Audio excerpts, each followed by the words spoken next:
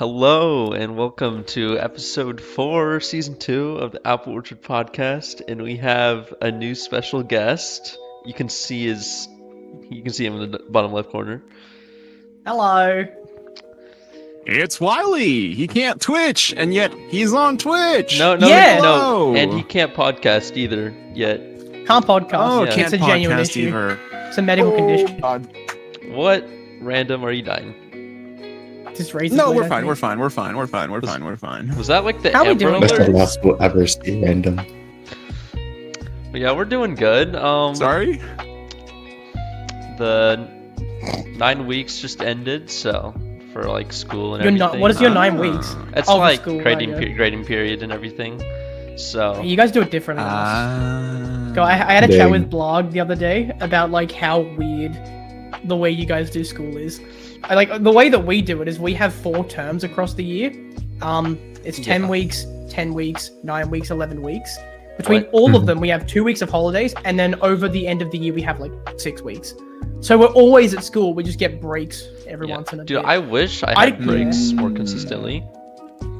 I You kind guys of take 3 months off of school. You forget how your brains work. In yeah, that I time. know. Like, can we please make summer break like 3 weeks and then disperse all of that other time throughout the year? Thank you, please. I want a longer. Like, Oh, your that neurons would be probably nice. rot. Yeah. Yeah. Oh, imagine. So Tetris. Yeah, Tetris.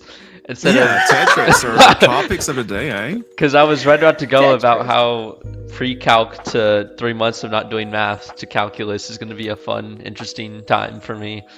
Oh, that'd be hell on earth. Hey, dude. it's called Khan Academy. You'll be fine, bud. No, it's called Tetris. Anyways, let's get into the actual topic. Tetris. What's that? What are you on about? We're here to talk about school. Come on, man. Yeah, like what's the, Yeah, education and stuff like that. but what is the best Tetris game? N-Blocks Tetris. N-Blocks Tetris Oh, is fuck a you. favorite of mine. It's so good, dude. N-Blocks Tetris. No T-spins. Cowbell? I- I don't want to hear it. Layouts. The colors make me angry. Like I It's see so red. bad. It's so bad. I think, Like, personally, How did the Tetris company even allow that as a product and then featured it themselves? Like, I Wait, don't is that- understand. are you being serious? That actually is a thing. Yes, N-Blocks Tetris is an actual thing. It was on Tetris Battle and Tetris Friends, and it was a game mode you could play. I don't understand why. It was so fucking. It still is ugly. I'm sorry. It's No, just it like, is ugly. why? Like it looks like someone who got punched in the face and is trying to just smile through it. Like that's horrible. Can I just It- mention it's a something bootleg Tetris. real quick? Yeah.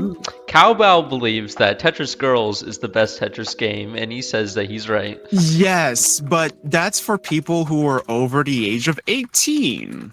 I don't know what you're Peggy talking 18, about. I watched the alright? Catch Peggy the Best 18. video. I didn't see anything Peggy questionable. 18. I personally think that the best Tetris game is the one that covers the most topics and executes that well. Can you guess which one that is? Tetrio. Tetris Tetris Friends, 2. obviously. Yeah. You are in Dynatress. trouble. Dynatress. Do you know I what think Dynatress it's is? TCs. I don't know what you're talking about. Is it something to do with dinosaurs and Tetris No, blocks? Dynatress is like, imagine Tetris, but there's like power-ups. It's really funny. It's That so sounds like TGM. scuffed. Like, Hmm? is that not It's- TGM? Like TGM has like abilities and things like that, right? Oh yeah, there's like No. defense, double. Yeah. I don't know. You have to play. You have to So, like, experience Tetris it. Grand- mobile Grandmaster? There's some version of TGM that like I think when you have like a battle version of it, like one-on-one, there'll be certain abilities and whatnot. In fact, Green Tea, who worked on the connected update and worked on the game modes for CVS and the blitzes and whatnot, I think a lot of the inspiration was taken from TGM. Like laser is a thing that came from TGM. That's not like original to TEC. It's been grafted would from say- that game to that. If you want to like trace back down the roots of the most influential Tetris games, I would say Tetris Party. See, the thing is, I don't have the background to know that. I don't even know what that is. Oh, I've but only- like this is where you explore. This is you explore Wait, and broaden your wasn't that- horizons away from TEC. Tetris Party, man. Wait, wasn't Tetris Party I when they like were playing? TEC. And what was it? Snow is Infinite. I thought It was like on a giant No, screen. they were playing it at they were WPL? playing it at what's it called? WPL. WPL yeah, when I Columbus. was like high out of my mind. Oh my Well, god. it looks like you have to introduce when that. I was on the second floor, you know, I was up the Yeah, stairs yeah, over there. yeah, and I was yeah. just Elevation. Yeah. Yeah, Yeah. when I was watching the podcast, it looked like a pretty big building, pretty tall ceiling. So, yeah. Yeah. Architecturally, Yeah. just a You, stunning you can display. hang up there, is all I'm saying. Maybe a third floor. Shit. You could have been on the third floor and you didn't know it. The car park, does that count? The one underground? Yeah. I mean, Wiley's always on the top floor because he's in Australia, but you know. Yeah, we start at the top and we work our way down. I actually wake up on the top floor and then sort of... I don't know where I'm going with this. I'm not gonna lie, I got out of bed an hour and a half ago. Started from the top, now we're here. Yeah. I personally think that for me, TEC is like the middle point between all games. I think the best game I could have started with was TEC because I like all types of Tetris games. Whether or not that's like a product of me starting with that and then branching out, or it's like I just happen to be the person who would like everything. TEC is a good way to just like say I like Tetris, and then what kind of Tetris do I like? You can go, like, it could. Yeah. It's a good representative, like selection of like what Tetris has been and could be. It has a pretty like it has a fun aspect with all the weird goofy Yeah. shit. Yeah. It's got like a pretty faithful, adaptation of TGM, which is Master Mode. It's not exactly the same. I would like it's to close. mention that is one swear out of 10 you have the rest of the stream. So we're only 5 I've dropped minutes in. more than one. we forgot to tell the chat and the listeners at home about it. Wiley's limiting himself to 10 swears throughout the whole I stream. need a notepad. I need a notepad to But write you these. I need to mentioned- make a little. You did mention that TC was a good starting game. So how did you start with Tetris? What was your whole journey? So Journey mode. nice. Journey mode, We that's both how we went there. started. So, mine's a bit weird. I think I've told this story a couple of times before on stream, but I can go a little bit of detail. I started out with the EA app, kind of. When I was On young and had a little iOS. the iOS iPod Touch one. Oh my, EA had this game back in yeah. 2012. I regret playing it because it broke my ability to visualize rotations when I started later on. But I played that game for a few hours and then sort of was like, yeah, it's fun every once in a while. I don't remember enough about it. I remember when my the soundtrack. oh, dude. Okay, Play. If you've heard Play, I think it's called Start or something like that. The bass in that, so good. So It was moving so on, fucking cool, dude. Yeah. a few years after that, I had seen trailers for Tetris Effect, and I thought that's cool, but I thought it was only VR, so I never thought about getting it. Not being, Oh, yeah, I was really remember. into Counter-Strike at the time, so I didn't think of really branching out much. I get addicted to games. I just get Yeah, stuck on I them. feel and- like that's me as well. I had like a Minecraft phase, and I had like an Agario Yeah. phase. Then you Hypixel had your Skyblock. golf phase. Okay, Yeah. Yeah, golf, and Yeah, then it's one of those Tetris, things- You're currently Yeah. stuck on it. Yeah, you're stuck on it. and then like And I Geometry was currently Dash. in like a... Dude! Oh my god, back when Geometry Dash came out, for like a few hours, I was like in like one of the best in the world because no one was playing the game. When the leaderboards first became a thing. It was weird. Where were we at? Yeah, the Tetris game games. the game thing, Yeah. I heard about it and I was like, oh, that's cool, but I don't have VR. My brother got VR a couple a year or so later, and I didn't remember the game. I was like, oh, not in my head. We're busy with Beat Saber, and I had a Beat Yeah. Saber phase. I then got a VR headset and never really thought about getting Tetris still. It was only on January the 1st, 2022 that I actually bought the game. And I immediately was hooked. Within a month, I was playing it actively. I started by playing with my friend Tom, and we were very, very close. He was faster than me, but I was more efficient than him. So we balanced out. We were around Yeah. 60 drops, 50 drops. And I was with Zone Battle. I quickly just played a lot more than him and got ahead, and it's very sad. I miss playing with Tom. I love him so much.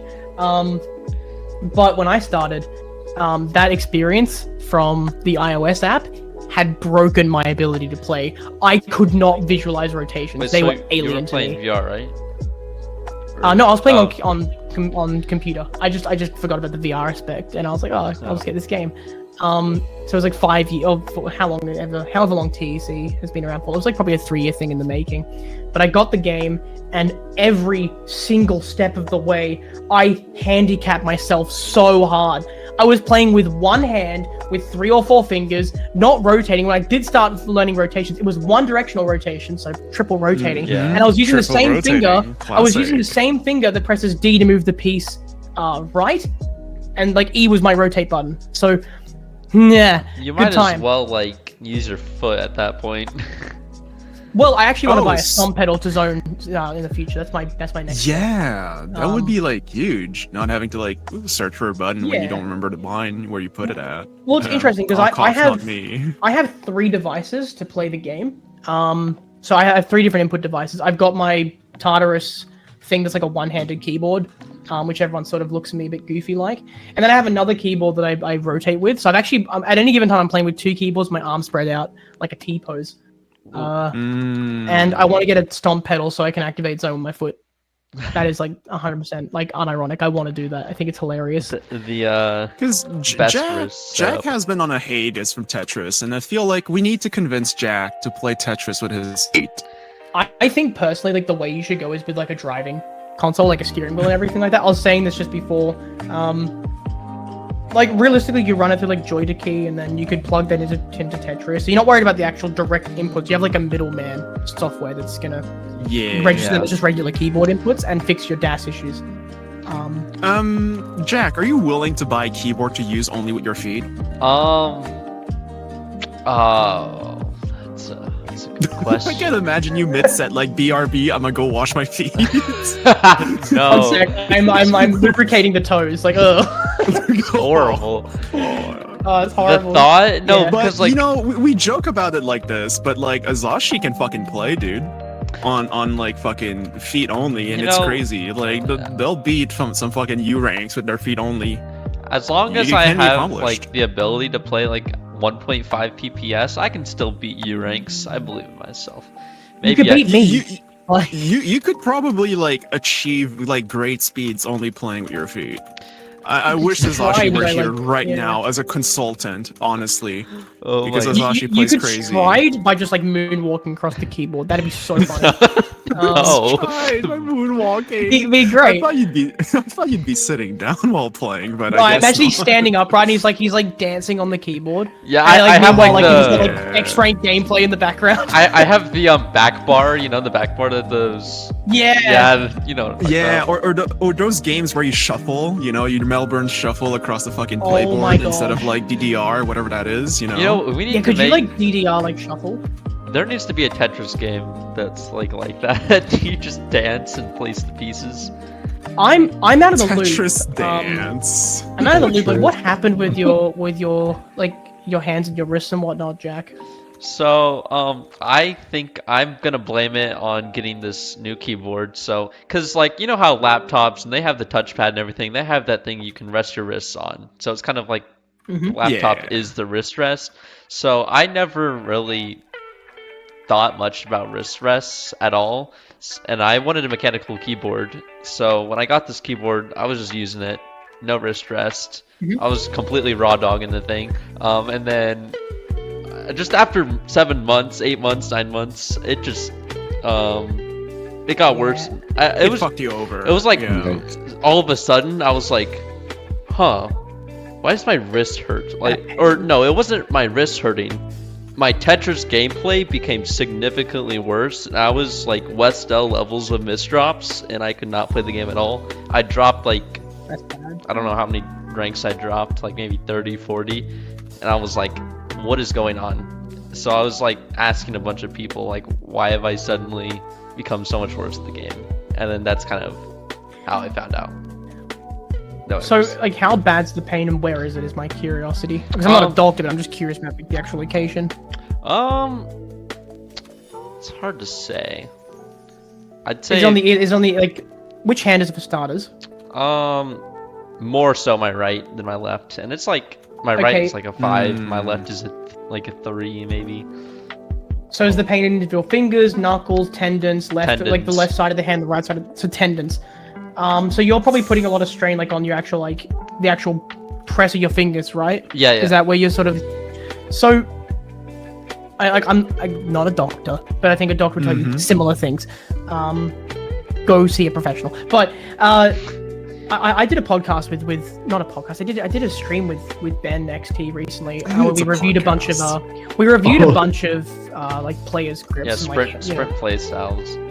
We did that, and it became evident really quickly that a lot of players are not taking care of their wrists, and there's a reason why we've lost so many good players because of wrist health going downhill. One of the big things, so I use the Tartarus. I'm not going to advocate, I'm not going to recommend everyone get it, but there's a benefit of it that I think is worth it for me personally, is that it has a really big wrist rest and it really prioritizes ergonomic comfort for your hand. Also, not that it's a big facet of anything, but it does actually throw away the QWERTY keyboard layout. Just and it just has straight keys. Yeah.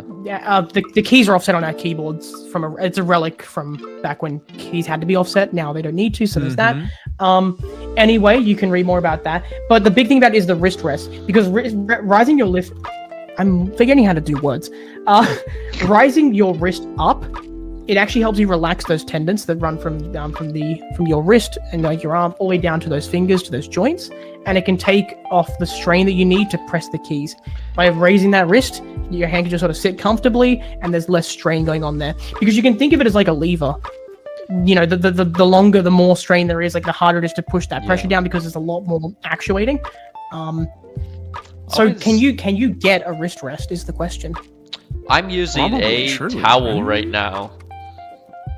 Okay. Hey, guess what? It absorbs a sweat too on top of that, and it's easily washable. Yeah.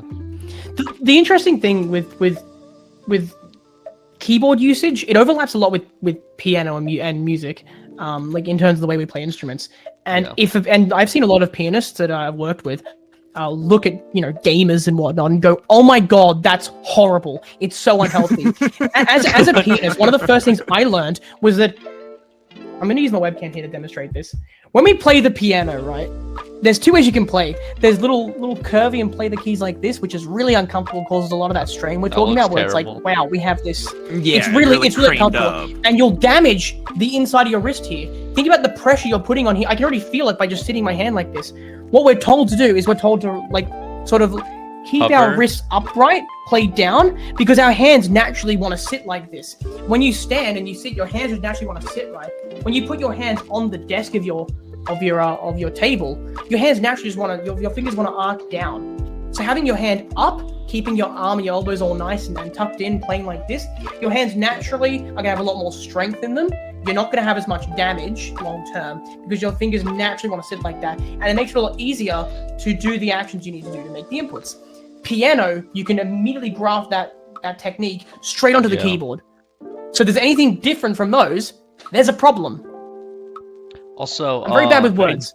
Call Me Star has a question. I would have to And he says, shit. should you use a question from a keyboard? viewer. Yeah, he says, should you use a keyboard kickstand? He was told Let me go that to- you what is a shouldn't, kickstand? but an upwards wrist angle is better than it sounds like a good solution. Kickstand for a keyboard. Let me just double check what that actually is. 'Cause I've never heard of that. some keyboards have feet at the bottom that you can angle up to increase the degrees at which it sits instead of flat. It's complicated. I think it depends on it's a case by case thing for each keyboard.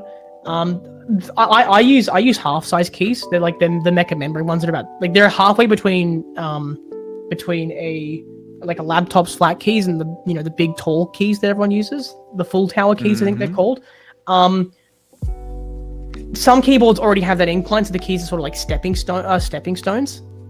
And look, I'll put it this way: what do you think is gonna make that angle thing worse? Having a keyboard that's flat that you can sort of lift your hands up on, or having a keyboard that's tilted upright and making that angle worse? Because unless your keyboard is right on the edge of your desk where you can do this sort of this angle thing, your wrists are going to be bent upwards in the other direction to play with your keys. That is the same thing. We're talking about the other angle. You want to have this flat line from elbow to the knuckles of your fingers, because it makes it easier to do those lever actions that we're talking about. If your wrists are bent like this to reach your tilted keyboard, same problem, just the other way. It's not healthy long term. If your keyboard has them, you can use them. It's more of a comfort thing. I think if your hands are larger you say as well. that, You say that, and I think I should count my blessings and count my time as blessed, because I used to play on a 45 degree. If you were to hold your forearm like perpendicular to the floor, my wrist was 45 degrees up for my left hand. That's on so like bad. WASD, and then I would use like to play my mouse like flat. What? It really used to be 45. I'm trying to imagine that. When I it was bad because like I didn't have like that much desk space when I was like working on a lot of shit on my desk before I had a good desk. Having to maximize space. Put it this way, how big are your hands? Because if your hands like are big chunky boys, it's gonna be a lot worse. If you got it really depends. Like it depends on the keyboard and the size of your hands. I mean, like the 45 degrees doesn't really explain it well because it kind of gets worse. Well, it's more like how large is your hand, because when your hand actually sits, there is an arc that needs to exist between like the wrist, the knuckles, and the fingers going back down. If that arc is massive because you have big hands, it shouldn't be that much of an issue because then your fingers still can stay flat. The arc was not that big. Then it's really unhealthy. Imagine your like left hand, like holding it as if you were pretending to be a T-Rex, and then angling up 45 degrees up. That's how I used to play CSGO for the longest time, and I've never had any pains. I can imagine the strain that your fingers are under, though. Like the strength that you need to make the inputs. No pain whatsoever from that, right? And that was like for 3 or 4 years playing like that, no issues. Jesus. The day I switched to a flat desk, I then understood why CSGO players tilt their keyboards. If you ever seen them tilt to the crazy do you mean like angling it? Like, there's a reason why they do that, yeah, because when you don't have to twist your arm. That was replicating basically like the way I was playing, a straight forward 45 degree up to then like flat on a desk and then tilting your keyboard like 65 degrees. I don't agree with tilting keyboards. I mean, it's definitely a preference thing. Good. I'm just saying, like, wow, I really should count my fucking blessings if I played it like that for so long, and I kind of miss it. With keyboard tilting, like, I get it, you have more mouse pad space. This is going off from Tetris because we're talking about FPSs now. But tilting it too far can cause a problem where you tilt your wrist in like a really uncomfortable way. Again, not a doctor. I'm probably half chatting shit. There's 2. But I'm gonna get my notepad. Give me a sec. Tick. Yep. Write it down. I'm gonna write it down. 2 out of 10. I'm probably chatting SHIT, but it's very important that you make sure that you're comfortable and that you're supporting your hand in the way that you're not going to cause long-term damage. If you have any questions, there are a lot of resources online when it comes to wrist health and keyboard usage that you can just find at one Google search away. If you're experiencing any pain or any strain, I'm a poet and I didn't know it. Just take a Google search. Everyone should care about their wrist health a lot more than they should, because if you want to use it, I feel like a lot of it could also boil down to like how high is your desk, or how high are you sitting away from your desk, from your chair. It's so complicated. To it as well, so like it changes with like someone's like sitting height and etc. Well, we're already like putting ourselves at a disadvantage by using racing car chairs, as I call them, the things that give no lower back support. Don't fucking use those, bro. Like Random guy, you're 3 for swear words. I am I don't have a countdown. Fuck that. I'm an advocator for the classic, just like office chair, because that's what I use. I use something like you have, Wylie. This chair was way too expensive because it was the only office chair I could find in the entire area. They all had racing car chairs. I'm like, I don't want that. They provide no lower back support. Like they're comfortable for people. I feel like they'd be comfortable if you slump a lot, like in your chair. No, they're bucket seats. Yeah, they're not meant to be like sat into like upright. You have to imagine yourself, you're in a car that needs to be able to like flip itself 5 times over without killing the driver. That's what they're made for, man. The thing they're not supposed to be able to shift in them. I mean, when I misdrop, it feels like a car crash. Like if I misdrop an eyepiece, it feels like a car accident. So it's gonna hold you back. It hurts. My neck just hold on tight. Hold on tight, indeed. Yeah, when Tetra League, and then I get 5 PPS STPC, that feels like a car crash. Yeah, it's whiplash. It's important. There are so many things when it comes to desk health. Humans aren't designed to sit for long periods of time, so it's very important that we sort of We prioritize these things. Even things where, like, you know, your neck and causing strain on your neck long term. Where is your monitor in reference to your body height? Because your eyes should be in line with the top of your monitor to be healthy. Yep. And also eye strain, where your eyes are looking, you know, in reference to the monitor. If your monitor's up high, humans aren't designed to be looking up that much. It's like it's weird. And make sure you take regular breaks. All these things need to be thought about, and I feel like we aren't doing that enough. Since I have a Yeah, laptop, mental health is. like Oh, my you should probably eyesight, get a laptop stand. yeah, my eye line is actually like around a foot above the top of my laptop. That causes Yeah, down that's- strain, which can cause slouching, which is bad. I slouch a but lot. look- That is true. So do I. I'm not perfect. I make a lot of these mistakes myself. My wrist health on my right hand is not great because my hand actually sits angled because of the height of my keyboard when it comes to my rotations. I rotate with 2 fingers on the edge of the keyboard. It means that my wrist is tilted, and I need to be careful I don't cause myself carpal tunnel long Also, term, which I'm those looking school chairs are just, oh my god, dude. at. So bad. Dude, I remember. Oh, they're very good for cracking your back because you can like lean back Yeah. and like bend. Yeah, those they that's flex. good. That- You go, oh, Yeah. good morning. But I was taking the SAT, and all we had were these crappy metal chairs that were pretty small, and it was like those foldable metal chairs. So like, you know, they were just, Oh, the cheap hollow tubed ones that like you just break, and people were just like, "How the fuck did you break that?" I'm yeah, like, "It's not that it's hard." like the metal chairs it's you not see in like Those. when someone KOs someone in wrestling, you know, those chairs. Yeah. And I had to Back sit in, Yeah, there the easy 3 to hours. client ones. It was Yeah. nice. I went to a central school out on the farm, and this is a school where we have every single year of schooling at the one like building, right? And the classes were so small that we had. I swear this is relevant. Our class was so small that my year group in year 6, like grade 6, was 5 kids.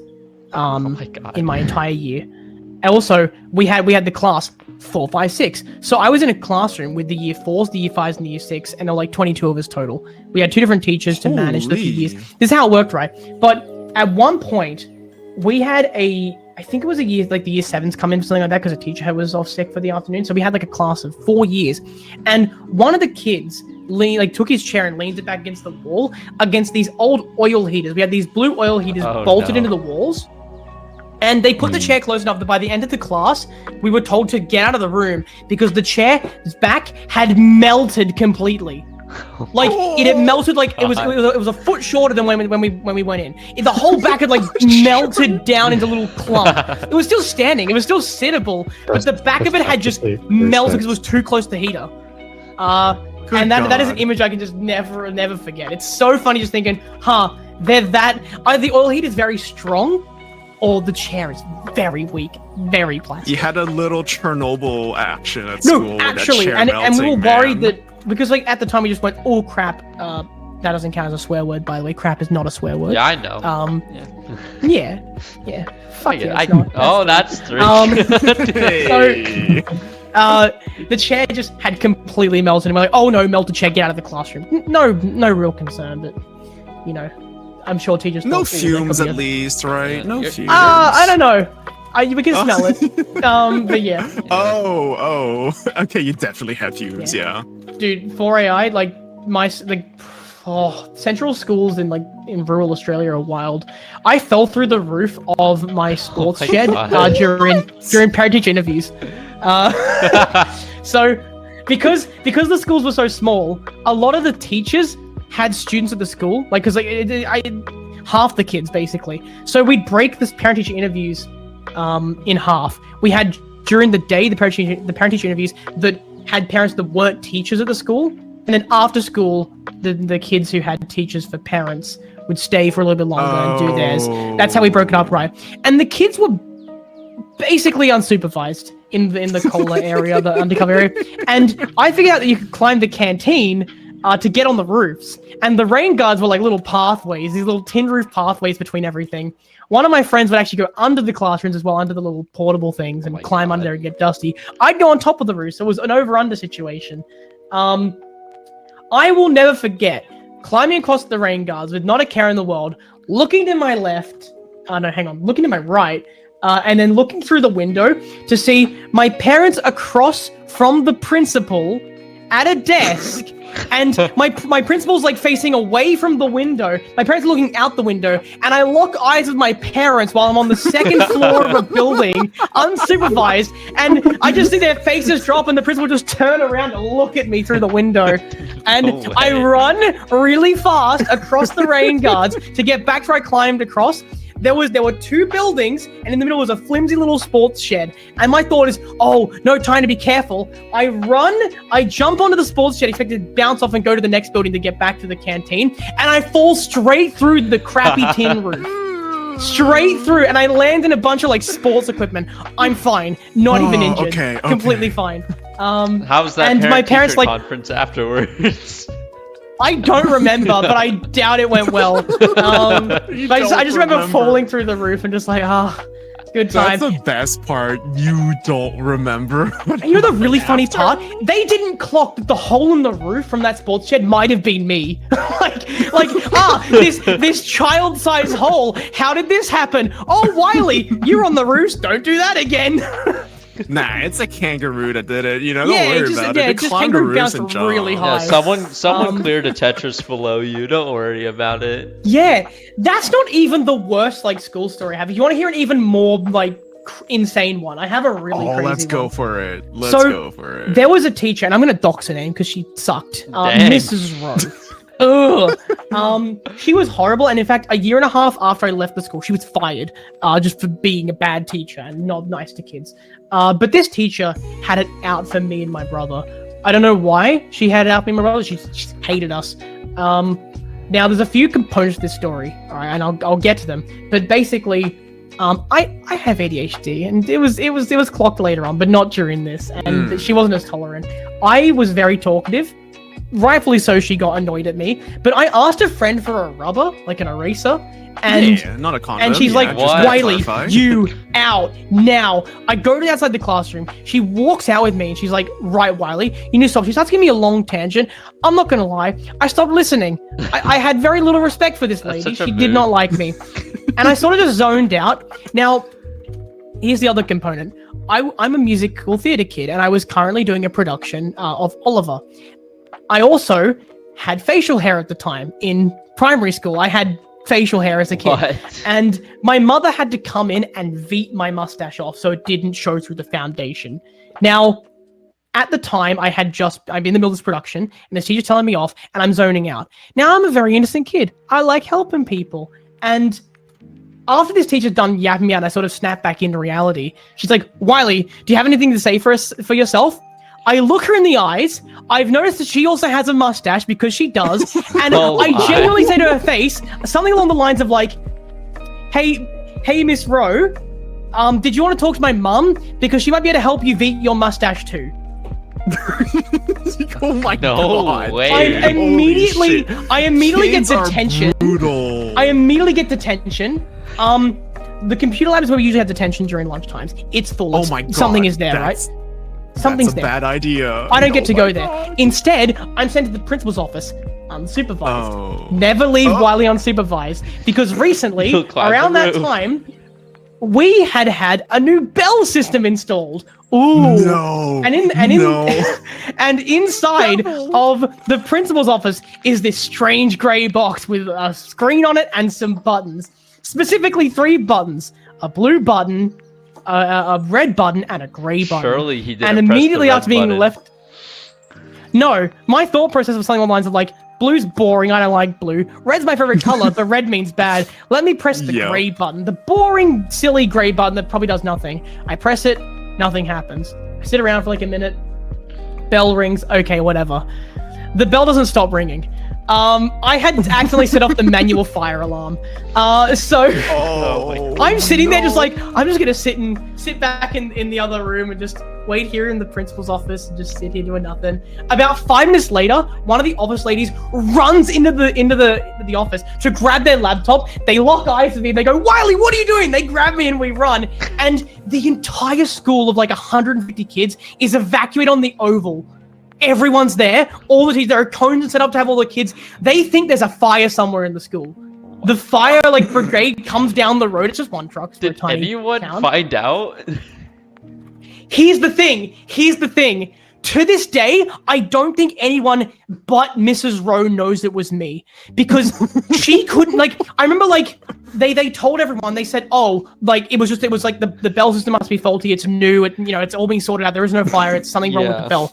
And around that time, I remember looking at Mrs. Rowe and she gave me like a death stare or something like that. And I kind of just smiled back at her. I hadn't really put the pieces in my head together yet. The thing is, she most likely knew exactly what was going on, but she couldn't say anything because she should not have left a kid unsupervised in the principal's office. It was actually on her. Like, this is equally up to her. So she couldn't say anything. She couldn't tell on me because she'd get in trouble for it. Like, so... No way. What a situation. I loved school. For those reasons, that was little it. Devil. Yeah. I'm a horrible Breaking kid. the rules is always fun, though. All these things, I didn't mean to. It was all in the pursuit of fun and just enjoying myself. It was never, like, malicious, but... I was a bad kid, dude. I was a bad kid.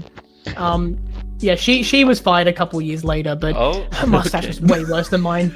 Her mustache was way worse. It was so bad. It was so bad. Like, it was really, like, actually, how does she not know? But yeah. So that's my school story. It's a good time. Tetris, am I right? Yeah, Tetris. I don't want us to devolve into school stories because, good God, I don't want to inspire people to do horrible things as I have. Yeah. Don't do naughty stuff. Yeah, about that update, right? Yeah.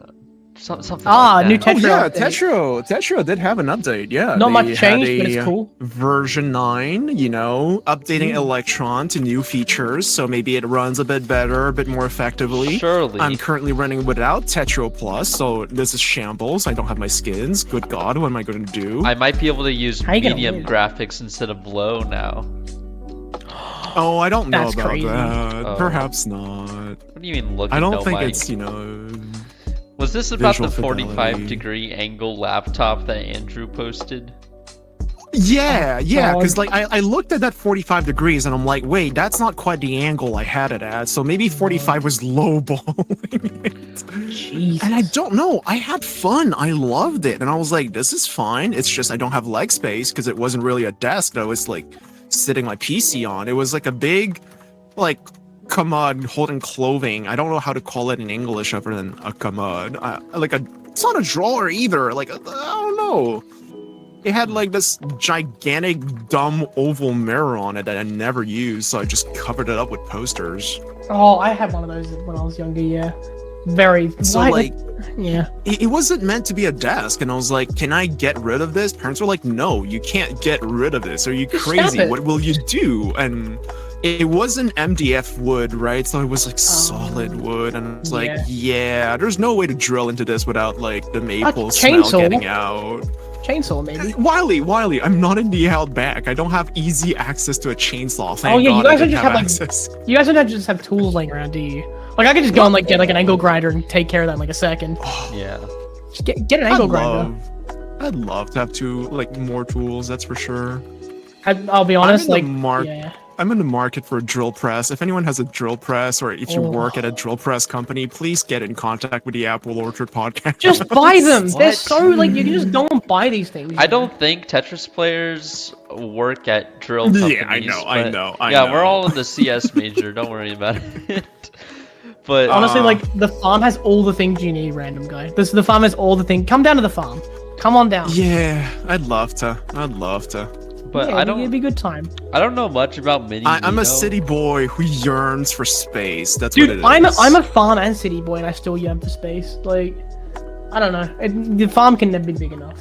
But It's always Like, nice to have privacy.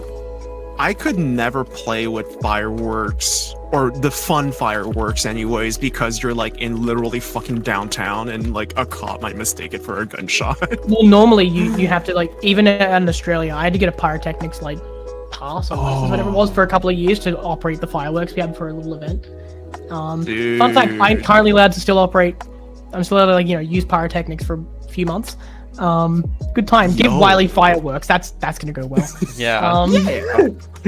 Yeah. Blow another What's that? hole What there's that I video can that's vouch said- for you. Yeah. I can vouch for you. Don't worry farms- about it. Like we have a. Do you guys have a thing in America called fire season? Because we do. We have tornado season. Depends on where It's Where in fire the United bans. States? So like Yeah, there are depends bans on where. like on lighting fires. Because for us, like the way that we get rid of trees that are in paddocks that have died is we burn them, and it's a big bonfire thing. Yeah, And we need it's to a alert the controlled fire. fire. Yeah, we need to alert the fire department that we're doing this. Because they'll see a big plume of smoke and they'll go, oh, someone could die, and they bring our truck with water. Yes. So that's what we have to do for that. But sometimes for like half the year they'll say no, there are no like you cannot apply to have a fire done. No fire lighting because of bushfires. Yeah. Yeah. I think that's a more of a western United States, near California, near the desert, near the hellhole over there that they have to deal with that. Yeah, like Yeah. all the forest fires and everything. It's pretty bad over there. Yeah. But Well, we have that as well. Like the 2020 Victorious ones. Tetris. Yeah, I was Yeah, trying to Tetris, mention that was something, and you horrible. were on a tangent about drill presses. But yeah, it was about Mini Mino. I love my drill presses. I don't really know much about Mini Mino, but with the new features, apparently it's possible to make 1v1's cheese race. Isn't that You great? could do that anyway. That's not what he posted at all. It's Wait, you can what? change. What was it? You can change the messiness with it. You can. So there's different Tetris. Of course, there's different Tetris games. But you know how PPT sometimes you get extremely clean garbage and then you get Yeah. messy garbage, right? And then there's TSC. There's the garbage messiness The option phases, between each yeah. phases. Yeah. It's 1 through 5 in terms of although there's some really weird stuff that I found. Oh in wait, settings that so are you saying that you can do Ooh. that in Tetrio now? Yeah, you can. It looks like it. Yeah, you can change when. So there's two types of garbage: change on attack and change within attack. Change on attack is basically like Tetris, like each attack, the garbage stays in the same line, and it doesn't change within the attack at all. I've got to tell you about something, Andrew. Have you seen the setting Easy Combine in Zone Battle? Easy combine. It's a setting that like it's got 3 mentions like ever in the enhanced server because it's such. I remember it's looking such at a it weird. Yeah, in it's so the thing, it took but, like, I never ages to figure out really how it thought about works. Like it took ages, but it's really weird how like it's as if it's phase like 1. So it's like imagine like you have combined? you have phase 1 garbage, right? So between the attacks, it won't change at all, and also all the attacks will send as one clump. It's something like that. So imagine it decides where the cell for the garbage will be at the start of the attack, and then it'll combine all the attacks to make it just that one row. So it's like ultra phase 1. It's crazy. And there's just regular Weird. combine, which is like it just sends it all as once, and it still breaks the garbage in however you need it to. Does it work in phase 3 too? I don't think so. I think it becomes like between phase 1 and 2. It's the setting isn't fully understood. Well, I mean, like, does it still combine like that in phase 3, where smaller chunks of garbage combine it? It literally Combines into the same- the phases may not even probably don't even exist in the same way for this easy combine setting. It's really weird. It's like the phases are basically relevant. Besides the zone mechanic, time duration. But is that charge. for a custom game or is that just Custom like a game. new? That's Okay, always it's for custom. custom. So I was like, that makes more Yeah. sense in a custom. Like, I'm context, trying to figure out a way to work with Demand to replicate this for a streamer lobby game mode. But it's a whole thing. Because I feel like Um, I'm looking at this and I feel like this could be like useful in maybe like lower ranked tournaments where the rounds can last for so long, and if you make the garbage purposely messier potentially, but I don't know. Because like There's a Let's lot of say problems these- with garbage messiness. Yeah. I think it's I feel like top we players spoke about this a while scene, ago. there's no point in changing it because the rounds are already pretty short anyways. I feel I like longer rounds of Tetris. I think in this is my bias with TEC. Like I prefer the sort of the pace and speed of zone battle because of the way the dynamic works with the zone mechanic. Yeah. With Tetris, the short rounds make sense because the longer the round gets, the more relevant the rest of the game feels. Having short rounds and quick deciders. Yeah. Like the play still have a value and it's still really sick, but I feel like the outcome of the round, the start of the game has less of an effect on the outcome of the round. Whereas in TEC, it feels like every single advantage or disadvantage has an effect on the player getting to their Yeah. win. Things go back and forth especially with so the much so zone quickly. game mode Yeah. and everything. Oh yeah, I could talk for literally hours about this, but the dynamic, like the extra layer of zone Like, for me personally, despite the fact that TEC's zone battle is more of a solved game mode, I feel like the complexity and depth and skill ceiling of the zone battle game mode is higher than Tetrio. Maybe not the skill ceiling, but like in The terms technical aspect to it, It's perhaps, really like the hard strategy to and say what the skill ceiling is for Tetrio. it's really even for TEC. Like, even though we have capped handling, it's like I mean, has anyone seen the clip of Nice Shota's the recent like thing with the impossibilitress? It's wild. Yeah, I saw Like, that. I was like, You see things like that and you think, wow, if like that obviously can't be done in a ranked game, but where's the line to what can and can't be done? How much have we even like, how long until we start seeing players like 22 zone like Iraqi lines. doing regular like 22s? It's Yeah. like, things like that. I can't You wait never know, but I think to see yeah. the first 22 line zone in like just a tournament. I think that'd be sick. Do we tell him, guys? Do we? Do we have we one? We have one. I believe so. There's many in ranked. I've got one. There's 4. It's. I think that the big hype will be the RNG of getting a 23. I've experimented with it. Getting a 23 in ranked is insane. You need to basically tank a line of garbage or 4 lines of garbage, get the cells in the right spot, and have the board perfectly lined up with the 1 in 7. It's absurd. Surely one day. It's there are multiple ways to go about it, including not taking garbage, but like doing it in rank is you need to be versus like a 6K to do it, I think, and it's not going to happen Yeah, for a long because time. Star says that Tetrio has an infinite mechanical skill ceiling. Well, not infinite, but you get it. And then TEC has a technical skill ceiling higher because of zone, which I agree. I think so. Yeah, like there's so many more ways to get to a win than compared to Tetrio. Like there are so many other combinations of zone gameplay style like that can combine to get to a win and gain an advantage compared to Tetrio. But Tetrio is just so fast paced and so quick that it feels like there is no upper bound other than the rate at which a human mind can comprehend things. And like For Tetrio, there are no caps or limits at all. There's just how fast can your brain we think. see players like Westel is like probably the only. He's like the extreme example, the outlier, just someone who just focused on speed the entire time, and they've done.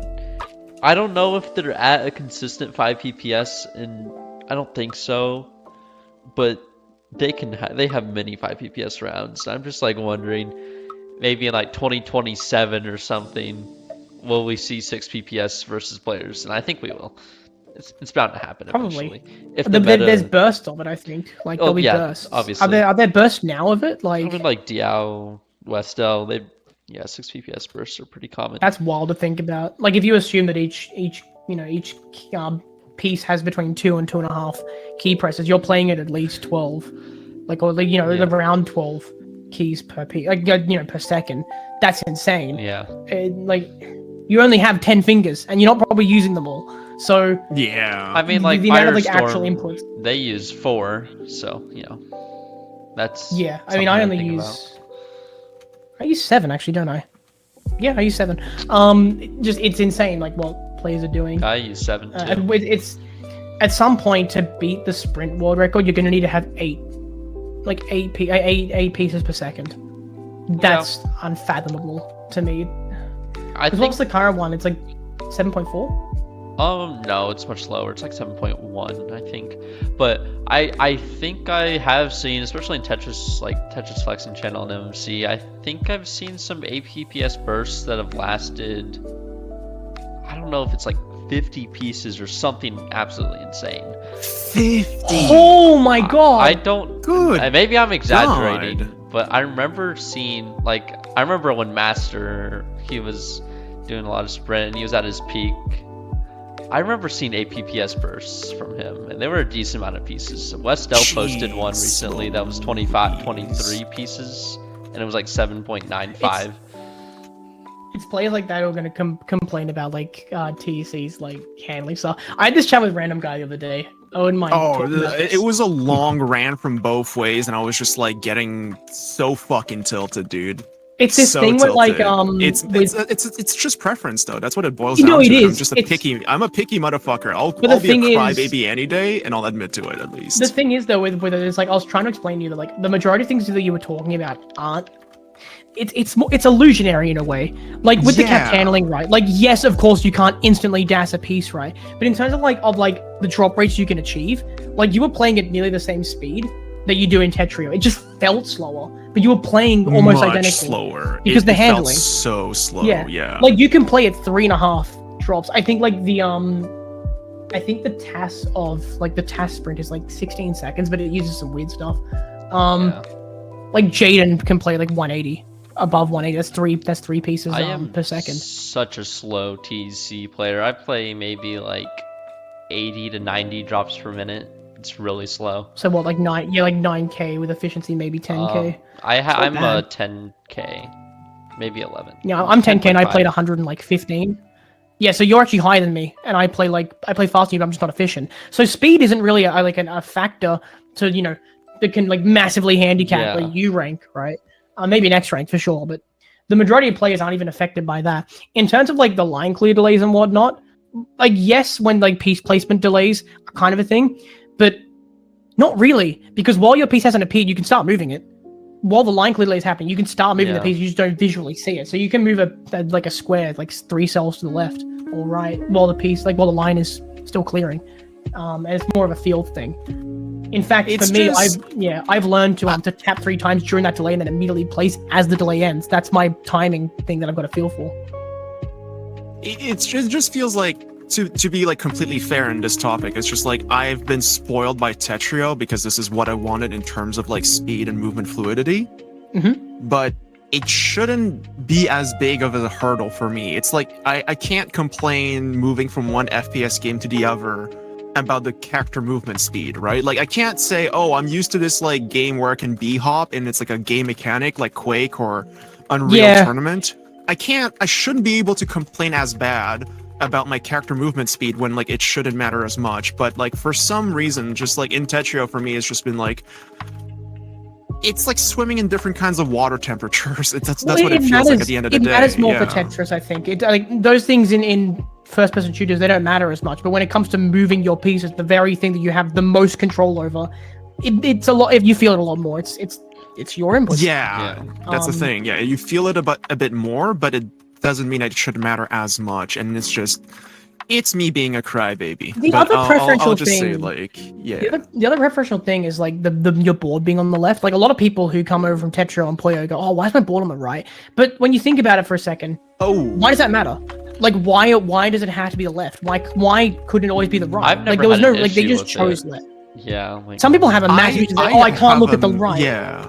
I have a massive issue because in Tetrio I play like my screen focused and I'm pretty close to my monitor. So I'm just like, the second you shift it, I have to shift my whole seating position. It's just interesting because like why look at it. For some people it's like, oh, I struggle to look at the other person's board because the next cue's in the way or something like that. I understand a little more, but even still, like so many Tetris games have conditioned you to look at the left, to only look at the left. Yeah. And then when a game comes on like TEC, people are saying, oh, why are we suddenly on the right? There's no reason for it. There is. It's because I love being on the right, actually. The sound effects and the actual right. graphics. Yeah. Like, there's a reason why we have that, because unlike other games where we have like, it's basically generating the graphics there live.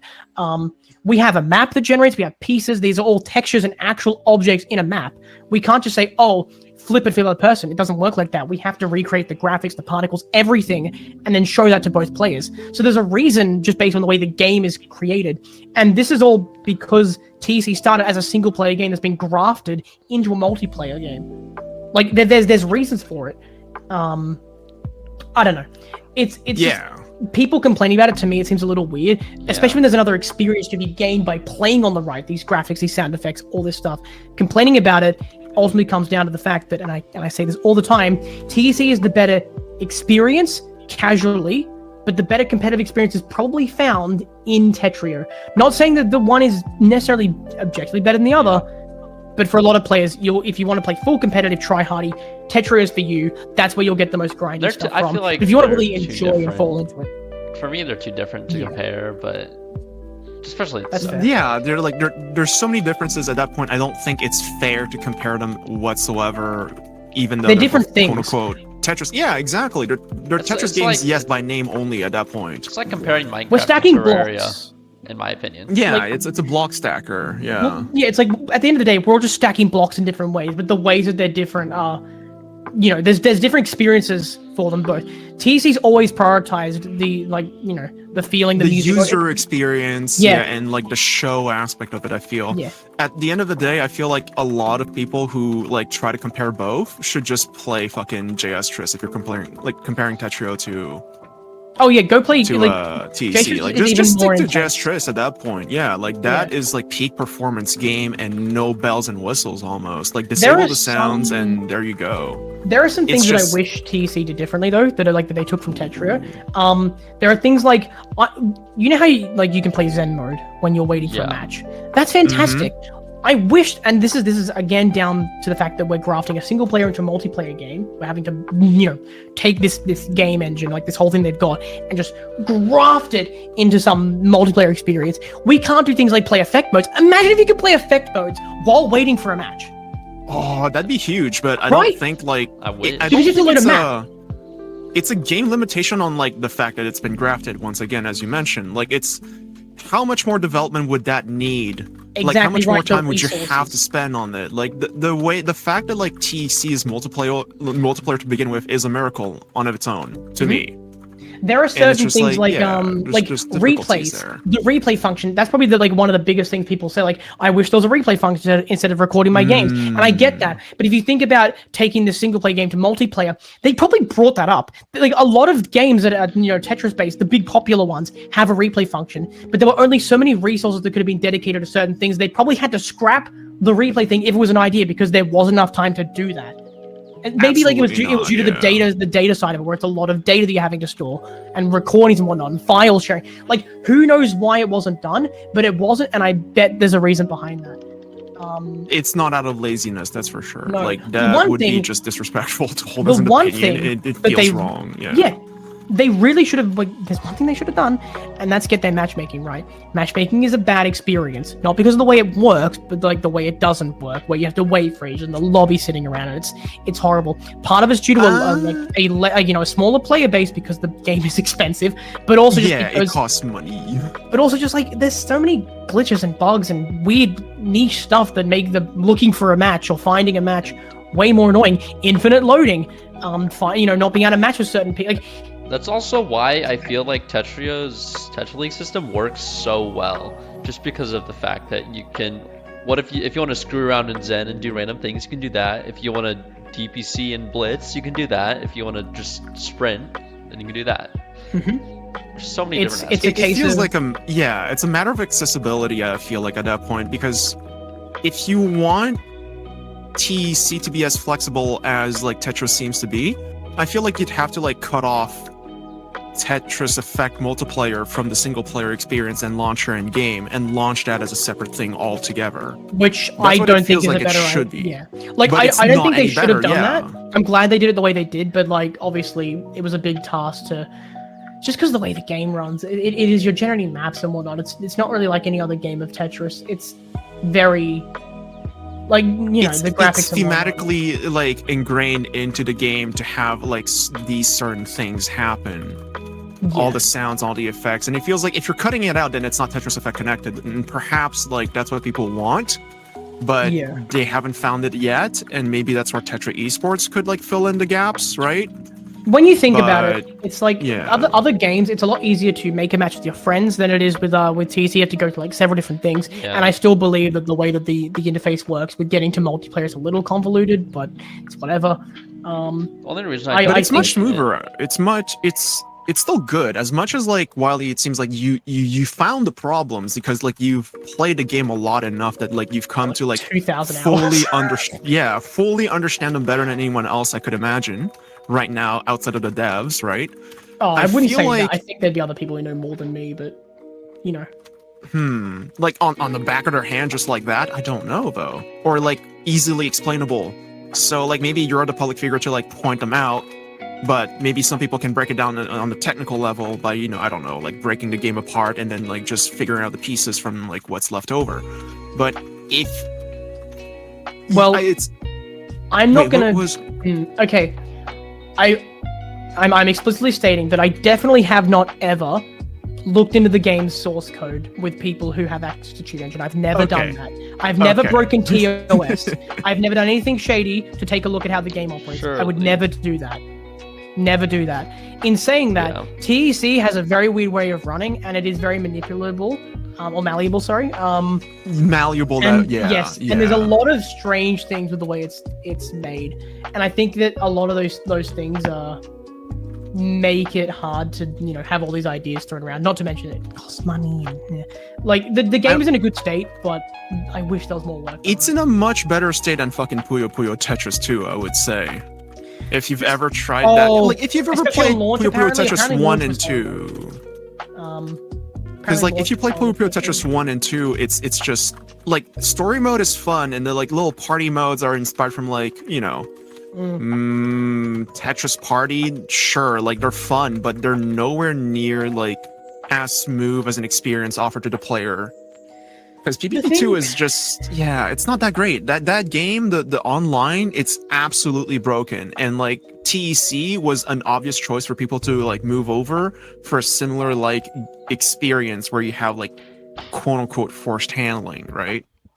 PPT was absolutely broken. You're limited up to 50 like saves of your replays, and you could not like extract them effectively from your game save. Like it wasn't intuitive. It wasn't. Like Trackmania has a really good way of doing it. That'd be a good way to do it. Where you just take that was like racing games have amazing like a good racing sim or an arcadey gaming like racing sim will have a good replay where it's not just like where were you and what speed were you at and like how fast were you going. Like if you look at Forza Motorsports, that game breaks down every single split second of the game. What was the tire pressure at? What was the temperature of the tire? And you might not even care about it. You could play on baby easy mode, but the game still tracks it.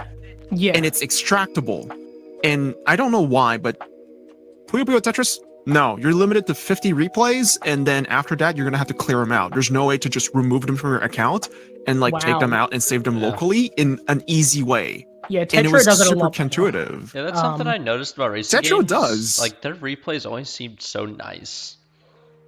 Yeah. Oh, they are. They have to be. They have to be like by virtue of like the way the game is usually played. Like if you're like trying to simulate an F1 game and you're trying to simulate an F1 race and you're not going to pay the big bucks for like iRacing or some shit like that, then you have to like have a like viable system. Yeah. Where you can tell the player, look, we're not sugarcoating this game as if you were playing Need for Speed, right? You're playing something that should be able to be recreated in real life, except for some like of the crazier stuff. It's a physics engine with a coating of a video game. That's what they are at the end of the day. Yeah. And for block stackers, I know you're not simulating real life or whatnot, but like the replay system being shoddy as it is like kind of horrible and sad. Because you're not doing that, it should be easier to do. It's frustrating. And the sad thing about all this, and okay, Osk, if you see this, please don't kill me. I love your game so much, but I'm gonna say this. We love you, Osk. That's why like, I'm a fucking simp for the game. Like I'm so TEC in my personal opinion, I think is the best possible means to have like a mainstream event, okay, like a big tournament or whatnot, because it like to the not just to the competitive players, but to the average casual viewer who's just coming along, there is more to look at. The music and visuals just are perfect. It ties everything together. It's at a speed where you can follow, and although it's a little more complicated, once someone explains it to you, there's way more intensity going on. There's this push and pull, there's this tugging between both players. You can feel it, you're sucked in. And Tetra doesn't quite have that, or at least to the average viewer, the majority of people who who come along and not know what's going on, it's too fast. It's hard to track everything. By default, for a competitive scene, I would argue, yes, the game on its own is not good enough for it. I feel like the onus falls on the tournament organizers. Yeah. Which is where, like, this is where, like, a community-centric game shines versus, like, Tetris Effect, where also, it's a finished product and there's no, sad, though. That's what's really sad, because if TC had more, like, if TC had a little bit more and was a bit more community, like, not community involved, but just, like, I don't know. Community accessible and modifiable and malleable. Yeah. Friendly to the community, yeah. If there was more polish in terms of like the community side of things and doing tournament stuff, it would be the game to run stuff on. It'd be the game to do, like, you know, on the level of TWC. And thankfully, we do have things like TWC. Yeah. You know, that's got 2,500 viewers, which is insane. Like, we're still doing great without it, but I feel like you could do something even better if TEC was just a bit more. I feel like for it. for TEC's case, it feels like you can't have your cake and eat it at the same time. It's like Very hungry, it's either you have a finished product that can be sold as a video game and is an experience of its own in single player and has an afterthought-ish kind of like second player, Yeah. or you have a community game made by the community, supported by the community, for the community. You can't really have both, I feel like. Yeah, it's It just impossible. It's not sucks that, like- we've got the TTC, which we're not going to Yeah. talk about here. I don't want to talk about that, but we have the TTC, which I'm assuming has some impact on these things. It's like, in my mind, the ultimate tournament, right? The ultimate tournament in Wylie's brain is to have something on the level of, like, you know, IEM's Counter-Strike tournament. So you have the screens, you have the Yeah. players on stage, and even, like, you can even crack open the game, hire Hidelic to do a modified song, like a remastered, different version of higher stakes of the zone battle track, have Yeah. custom graphics all tied together to have a new, unique, competitive experience to watch and pull everyone, right? I You have the remember. we can't do that. I remember hearing this thing about like this. It was like a VTuber Puyo Puyo Tetris tournament, and it had like 200,000 viewers. It was something crazy. Yeah. So I don't know. And it's at that point, that's where like that game won't be accessible. Those matches won't be accessible to the viewership outside of the streamer streaming it. And that's where like a traditional video game that's not made for like, okay, Oscar's gonna fucking actually hate this one. Tetrio being a .io game, being easily freely accessible and just runs on the web is its biggest advantage, because it's just the accessibility to it and the fact that it's so malleable and friendly to the community. Oh, yeah. I feel like it's reached the same level of accessibility as any source engine game for mods. You know what I mean? It's funny you say that. Like, so in the last, this is kind of self-promotion. Can I talk about Streamer Lobby here? Sure. Yeah, I hope so. I've Go ahead. spoken I've spoken around 80 streamers in the last couple of weeks who haven't touched Tetrio ever, and sort of walking through this, and it's just, I can do that because it's such an easily, like, you can just immediately go in and start playing. Accessible. Yeah, it's like I can talk to people who've barely played Tetris and get them involved, and that is, I agree, its biggest strength. Like I'm just supporting your point here. It's crazy. Yeah. Yeah. But my thing is like, this is why I'm like crying for TEC, which I didn't think I would ever do in my life, but it's just like, you can't have that on TEC, I feel like, because of the nature of the game and the way it's been built. It wasn't built to be easily accessible as it is Yeah. in the moment. I mean- It wasn't built to be that. It wasn't built to be like the Gmod of Tetris. It was supposed to be a single player experience first and foremost. Multiplayer came later. Yeah, And and that's I don't think they will ever open up the game to be as easily accessible. And I wish it could, because that's basically what you want. Yeah. And like, I don't see a point in like wishing for those products that compete No.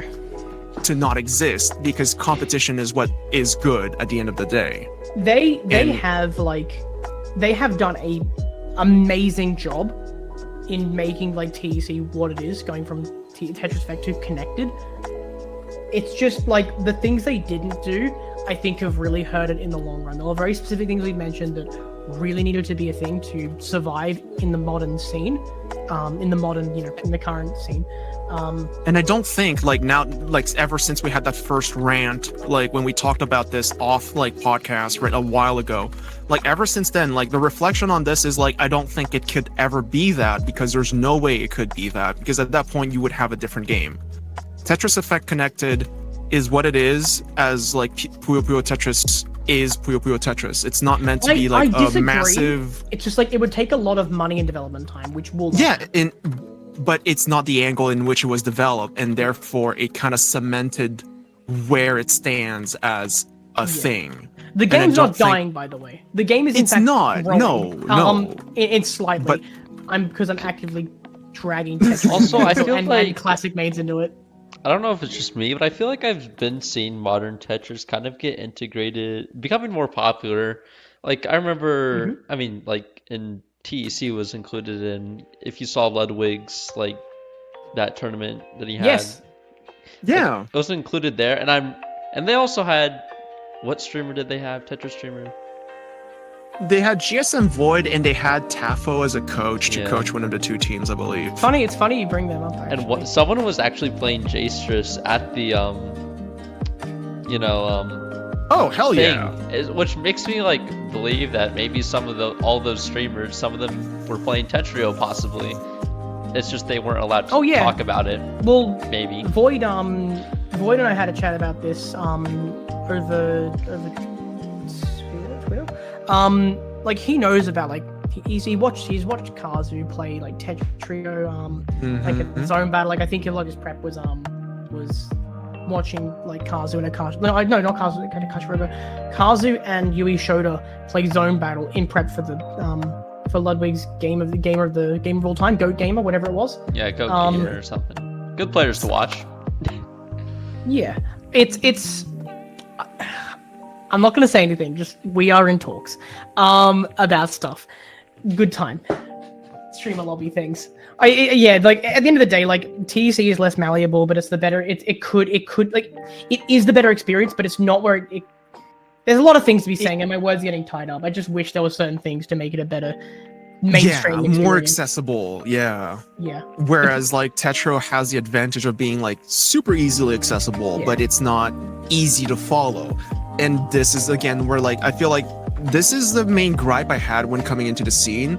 And then changing my heart from like, oh, I'm just going to be a player to I want to support the scene.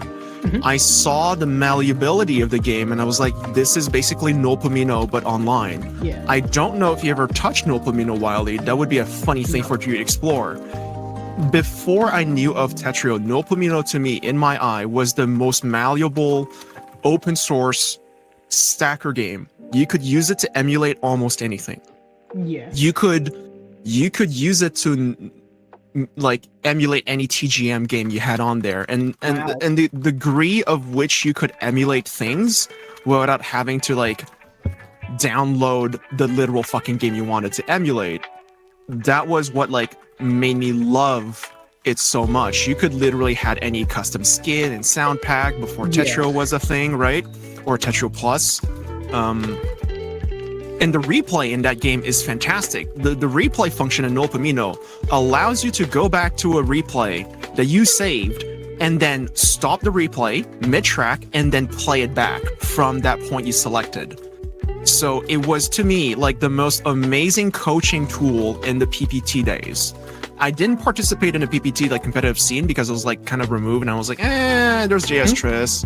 Why would I need to like, fall into it? And at the time I was still into CS and like running a Smash club. It wasn't an esports club, it was a fucking Smash club, and then I grew to hate every single one person there. 10. So that's another thing ahead. Oh, I've got Smash. Yeah. Sorry, keep going. I want to really say, like, to anyone who's listening, when we say malleability, we don't mean like the game settings. Like TEC has actually like a lot of like lobby room codes, lobby room settings like Tetrio. It's more like the things where we can change the skins, we can change the music, we can change like the game outside or the of the look, gameplay. the UI, right? Like, it's beyond just game setting. It's beyond what like is quote unquote first degree to like the player. It's like even more extra and outside of that. What I'm trying to like say with all this is, imagine if we took the best parts of Tetrio when it comes to like the community, like accessibility with the developers, Oscar Demantio and co, working with them to like get the scene like that we have.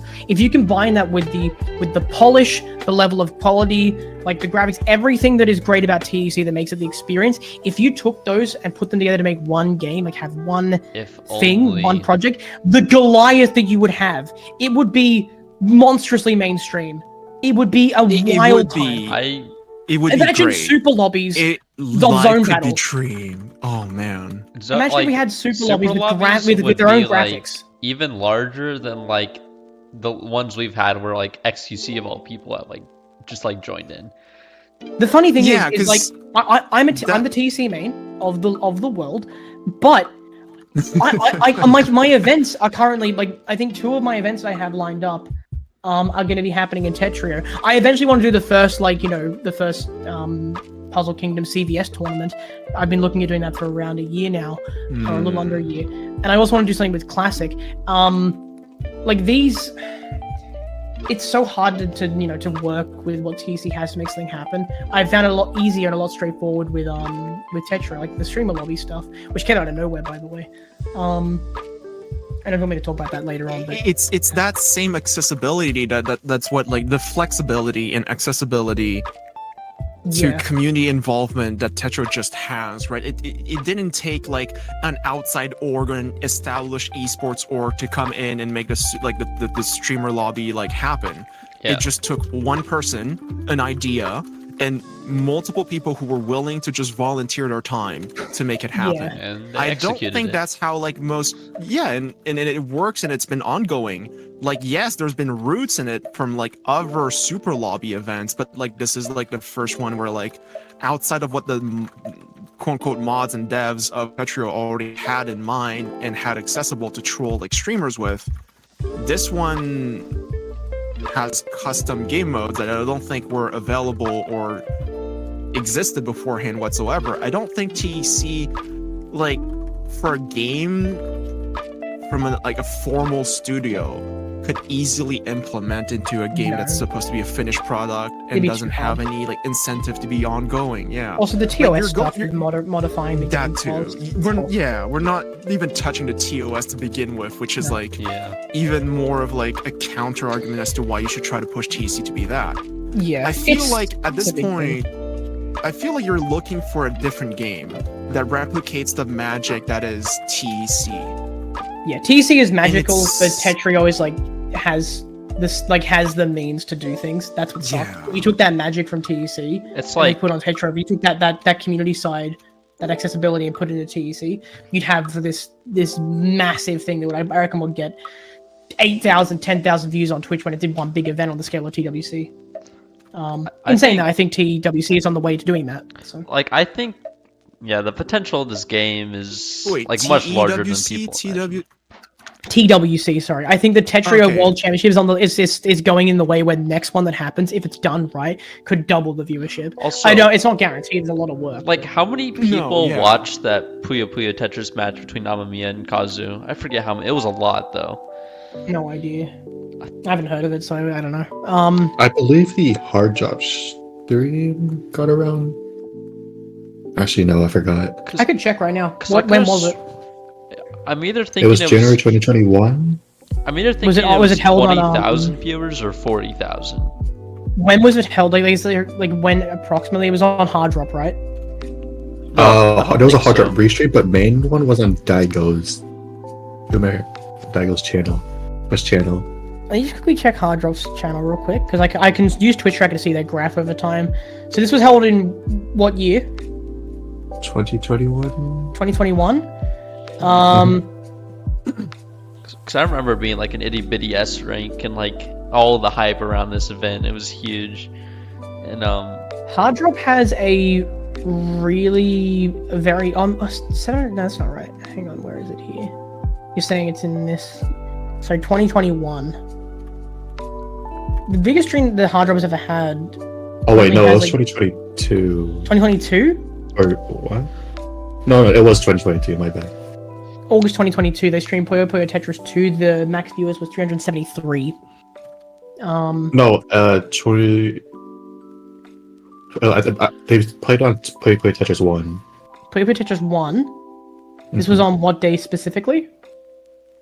January something. January 2022. I'm not seeing anything here.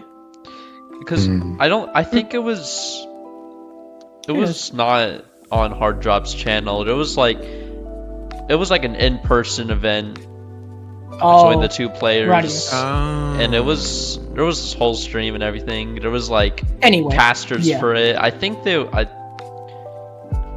weren't speaking English from what I remember. So that's all good. It was on a different channel. Did we ever shout out Circle for rating I did. the Apple Orchard podcast? Did we? Okay, cool. Oh, I found it. Did we audibly shout it out?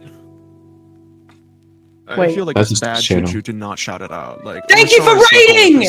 Yeah, Thank you for you! the raid. Thank you Thanks for that! for breaking the ears of all of our viewers. No worries. Don't I worry. saw I that think bar. We Daryl, don't provide health I think Daryl broke insurance. it. Yeah. So what did you find, Andrew? I found the original Twitch channel stream.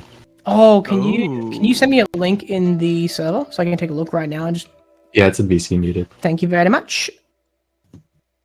Okay, so I'm gonna go to the channel right now. I can look at the stats on Twitch Tracker. This is by the way how I find all my streamers. I basically have a software, like little program thing where I can look for every streamer who streamed Tetrio in the past like 180 days, and then I filter for them. It's a very creepy thing to do, actually. Twitch No, Tracker. it's information that's publicly available. No, it's very stalkery. I'm a stalker. If you Oh, are God. in streamer lobby, Wiley, I I'm stalk. trying to save your skin here. No, I'm I trying don't to want save your saving. I'm a skin. stalker. It's Oh. over. It's over. So we go Alright, view today here. on the Apple Orchard podcast, breaking news: Wiley Can't Twitch is a stalker. And he Wiley is can inside of stalk your after walls. all. Yeah. Oh no! Okay, so this was what day was this on? This was on. You said January, right? Yeah. Mm-hmm. This was like Are you sure? this is the biggest Tetris event that I can think of that was like high level. I can't find it, but I could just be bad at finding things. Bad at stalking. No. Bad at stalking. I'm a bad stalker. Point is, though, Oh, like, yeah, it's my a shame, bad. you know. It was By the way. December 29th, 2021. Oh my god. switching Found it. up. Yes, max viewers 49,825. God damn! And it was for It might have one been a bigger single stream. 1v1. Outside of It's might not have been listed that something. they It was actually something- streamed. Oh yeah, it says the title, but it's just yeah. So the the viewers. The views itself that it got was 223,000 though. So the like unique viewers, 200,000.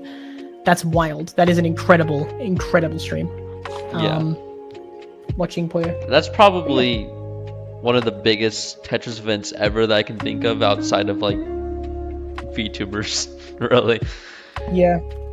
Yeah, or a big streamer just dropping by because like they're itching for something to play and they Yeah. don't know what to play. Yeah. The interesting Like- thing is, like, people have this idea that XQC is like very toxic. Quick Play is the largest lobby that's ever existed. It's not. No.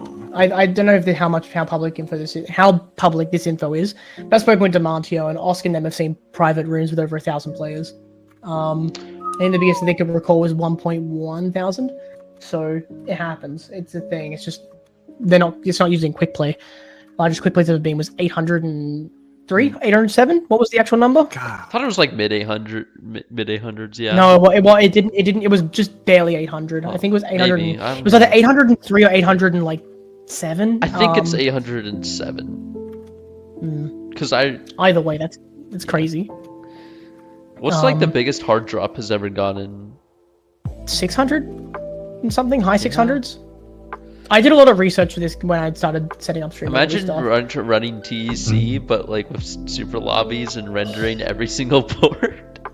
It's Oh, over the for hell. your computer. The thing is, like, Yeah. one of the The biggest rate battles. would be- I'll talk a little about stream lobby because why not? It's all I think about these days, and I'm poster board for it. And I'm a little. Yeah, I mean it's Yeah. a future upcoming event. I mean, Yeah. announced and the date is public now. It's happening on April 6th. 6 to 8 p.m. Warm up start at 5:30. So the way one of the biggest things that we have to face is the networking side of things.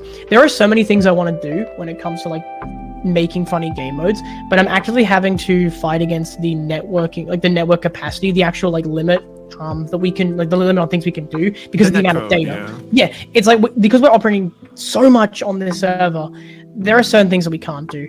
What's an example of one I wanted to do? Like, is it a mass message or video you wanted to play before Um, the round started or mid game? Was it something like that? One of them is like I wanted to generate a sort of fog function where across all the boards the games were obscured to a certain degree. There were things like I wanted to have 1,000 custom pieces and have the board be 50 by 50. But it's the thing is you have to like send out all the pieces and there's a lot of things that I'm There's a lot of stuff. There are some things like, okay, an idea I had last night that I don't think is possible. This isn't so much a netcode thing, more a limitation of Tetrio. And Demand has already rewritten so much of Tetrio for me. The amount of work he does is insane. I have a lot of respect and thanks for him. So when you make a Tetrio map, it has to be like 10 by 40 because you have a 20 for like playboard, 20 for buffer. I wanted to try and make a map that was 200 tall and have it go off the screen and have it generate as the board goes down. And what I wanted to have was have the board actually be 20 wide and then have on either side Space Invaders, and you're fighting Space Invaders as you downstack. That was the idea I had. I even want to try and do it so like the Space Invaders sort of overlap a little bit where the piece spawns. You have to like sort of burn in strategic ways to not be killed by like where the Space Invaders will be as they're coming down the board. But it got really complicated, and ultimately it's not really really complicated. Feasible, it is. yeah.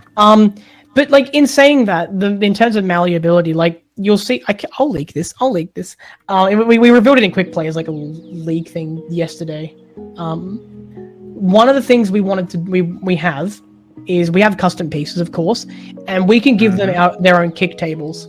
So there's a piece called race car and there's a piece called donut, and if you rotate them properly, they can slot inside each other. Wait, it's working now.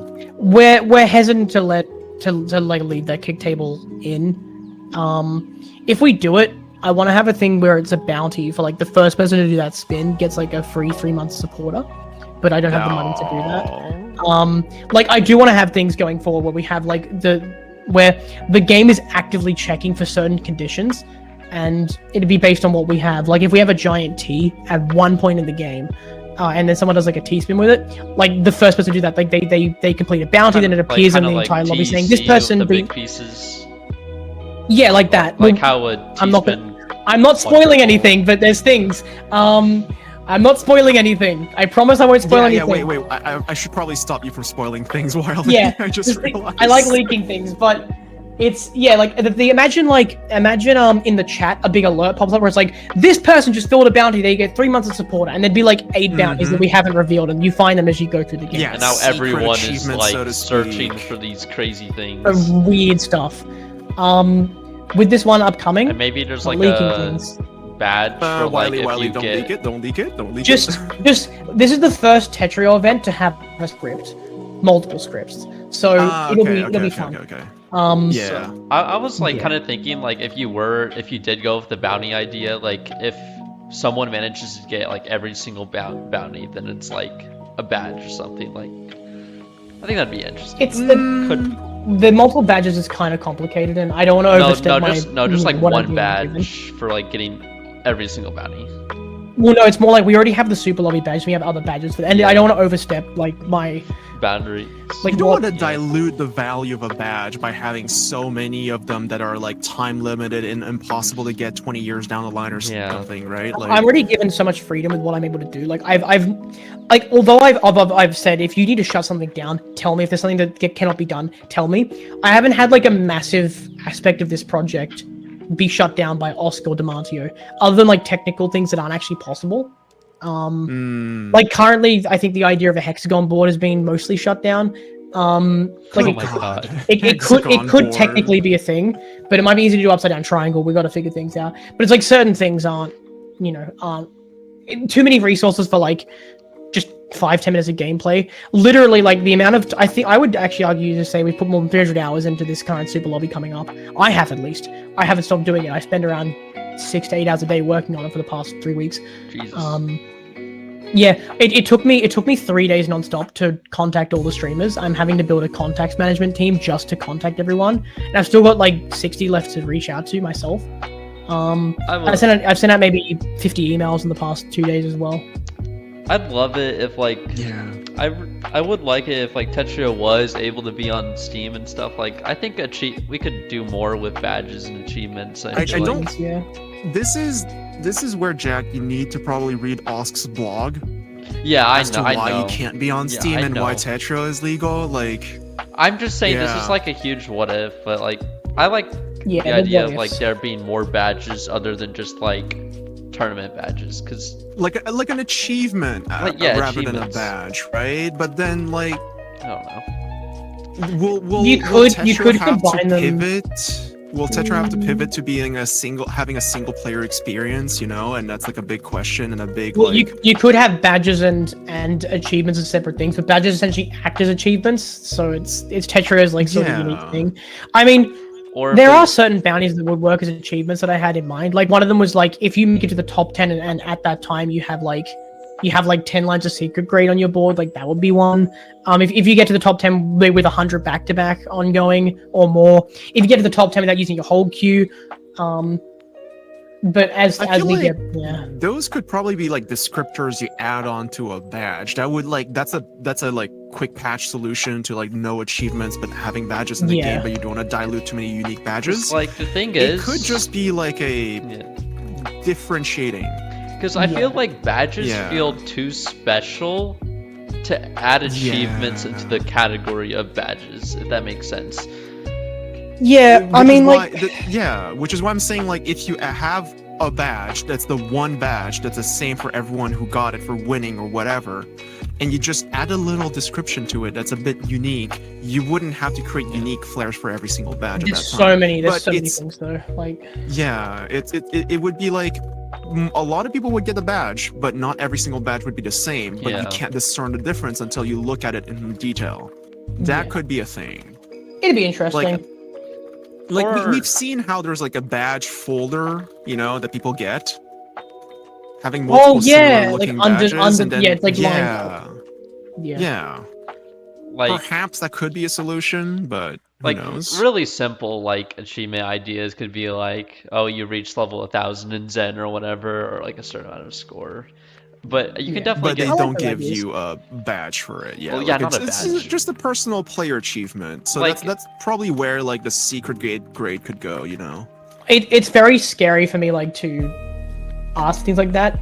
So for those who don't know, with the sort of things like the badge and the event stuff and the banner as well, it's under this thing, the NCCA, and this is the free tier for promotional stuff that doesn't cost any money, and it is not like it's not a God-given right. It's like it is a privilege. It's out of goodwill to the community. Yeah, it's very much an offer that also taken away. Yeah, anytime. like I at any point you could be like, no, you don't get that. But it's very kind of them to give that to me. I don't want to overstep that. Already, like the amount of stuff I've been able to do for free is insane. I mentioned earlier that SSL3 has cost me nearly $1,000. I'm paying people with Counter-Strike skins to make the music, the background art. I'm like the website thing is and all this has to be like sort of disclosed, because the moment that this becomes for commercial gain, I need to disclose that to OST, and then it becomes a different type of the NCCA deal, or it becomes it's a whole thing with the policy. To be clear, by the way, I don't make any money from Streamer Lobby. I actively lose money, and I don't gain any at any point. It's always going out. I don't get like promotional payments. I do basically like transactional work where for the website being done, for me, I'm basically like saying, hey, I'll show off this thing for you on stream. It's not quite the same, but there's no money exchanging. And you're not getting a sponsor deal. I don't intend to either. Like I don't like. I'm trying to set the standard for this event, and I want it to be self-sustaining. But I'm sort of in this spot where, hey, for it to be self-sustaining, it needs to raise itself. It needs to make money. It needs to make its money back. So the event is self-sustaining for everything except the financial part. I want to get this event to the point where it's at a really high quality. It's nearly there. I think SSL 4, and I'm even thinking about SSL 5 back way out in August the 3rd. Because I have the dates booked for them and everything. I've got to the end of the year basically booked. I'm thinking about how to get to the quality to where I want it to be, and then have that self-sustaining. And all I need to do is just inject money into it, and it's basically running itself. Yeah. With just teams operating things. But right now it's like, hey, it takes me 3 or 4 days to contact everyone. I have to make sure the website is completely new and everything. Have the banner, all these things need to be worked out. There isn't enough music for us to have a big category selection and then mix and match them to what game modes work, because some of the music for this event is specifically written to line up directly with in-game events. We can't reuse that ever again. We have to make a new song. So I have to have enough song selections written to mix and match for future events. Same with graphics. Every gamer needs to have its own graphic. It's like I'm not at a point where it can run regularly yet. It's just Unless you have and again, this is like so much work. The amount of work. This So is people don't know this, so but much. like for instance, right, the classic game mode took us like 7 hours of work just to get right, just to make some minor changes. Jump Squared, the iteration you're going to see has taken me literally a week of testing for what's going to equate to like 6 minutes of gameplay. Like every gimmick that we do, every game mode has to be tested and play tested over and over again. Because if you think about it, right, this is an event that is meant to be a casual and competitive experience. Up to you. You have new players. You have like players who have never touched the game. You have players who are really good at it. You got to balance things. You can't have it just be dominated by X ranks. X ranks are the biggest problem with super lobbies of this nature. And it's They also ruin all the fun. Can't They ruin all the fun. How dare they? Fucking Man, X ranks, those dude. X ranks. So every game mode has to be like calibrated. Also, like Jump Square is the best game mode I've ever come up with, because it directly breaks the X ranks and then leaves the other players unaffected. If you think about it, the high level players, it's really hard for them to not use their provision and just not instantly place the yellow piece. Yeah. It always messes them up. But if you look at like lesser skilled players or less experienced players, they don't do that because they're still looking at that ghost piece. They're actually looking. They notice Unless it when you're it happens. They don't Firestorm. instinctively place it. Yeah, then unless you're colorblind, then whatever. But even still, like even if you're colorblind, like the 2x2 and the 2x2 and the 3x3 are scaled in the next queue to look exactly the same. So it's this game mode that does not affect lower level players, and it actually balances the game more evenly. And it's still fun and silly and can still be played competitively. Yeah. It is the perfect super streamer lobby game Because mode. like I feel like the biggest thing for X rank, right? X rank is just like no matter like what gimmicks you put in place, they're always going to be significantly better than any other player, which is it's really hard to try and balance things out because you can't. To a certain extent, we can't. But there are some things we're doing now where we're basically social engineering the game. We're not devaluing a win, but we're making it so that everyone has a if chance. you draw it on a graph, right? If you draw it on a graph, it's a pretty smooth slope for people dying. Like it's like you have the people at the start, you have like it's slower at the end, it's in the middle, a bit like it's very stagnant. It's just a decline of players until you're left at the end, and then one wins, right? Yeah. It means that you have a lot of players who don't get a lot of gameplay time. So to minimize that, we basically have the game last the same duration of time, but the settings start off way more easy, like multipliers of 0.5. Yeah. Like the cap is so people can experience the game mode first, Yes. and then and then for like regular games, we have the settings rapidly ramp back up until they meet back to where they were, and then they level off. So you have more people alive for longer, but the games last like the same like the time, and people just die a lot quicker first, at a certain point. So it's sort of like it sort of ramps up and then stops, and you're left with a regular game. With the game modes, I'm trying to introduce a sort of kill condition. So with Eye Madness, for instance, that game mode we ran was just eye pieces. We're trying to work out a way where it's like how to introduce a kill condition so people die at a certain point. Where we're social engineering these games, people get a lot of gameplay time and they die at some point. Also, I feel like for Eye Madness, there needs to be some like anti-PC thing, because I feel like the game mode is just a little boring. Yeah, you can survive forever. Currently, we're currently fixing it because it's the last game mode in the plan, like in the pipeline we have Like, for the make the it- entire event that needs to be fixed. Because make it like a It's- awkward wide board, so 4 whiting isn't like the main We've thing. tested things. I think the idea is like every 30 seconds we change the width of the garbage. And we have an alert that pops up on screen to introduce that. Spoilers. Yeah. No, this but, isn't official yet. I haven't even this is just one of the ideas we've thrown around. But it's like, imagine if we had a script where it's like every 30 seconds it takes a number between 1 and 4, and then it says on an alert, garbage width changing to this number in 10 seconds, and then it does that. Because if it's 4 wide or 1 wide, it's survivable forever. Yeah. I think it would be funny if maybe every 15 seconds a random column of your board just gets instantly deleted.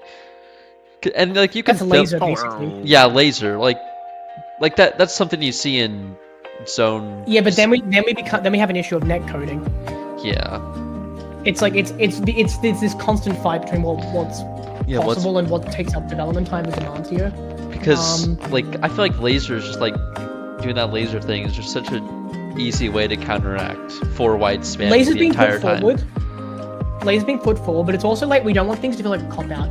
I'm trying to create an event where it's fun, casual, but also can be played competitive, and it's also fun for classic and TGM players because I'm trying to appeal to them. I've spent so much time in the CTM Discord server talking about this. I've already got a promotional ping in like lined up for CTM. Fractal's going to post it for me.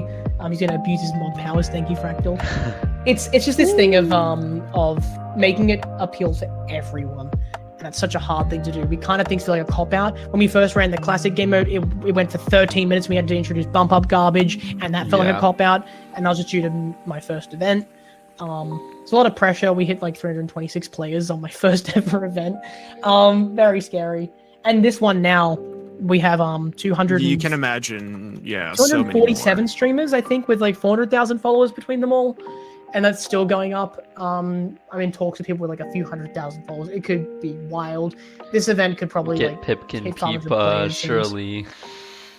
There's a lot of things there's a lot of people like that. I've emailed about 6 or 7 VTuber studios, and I've heard back from a couple. And there's talks happening.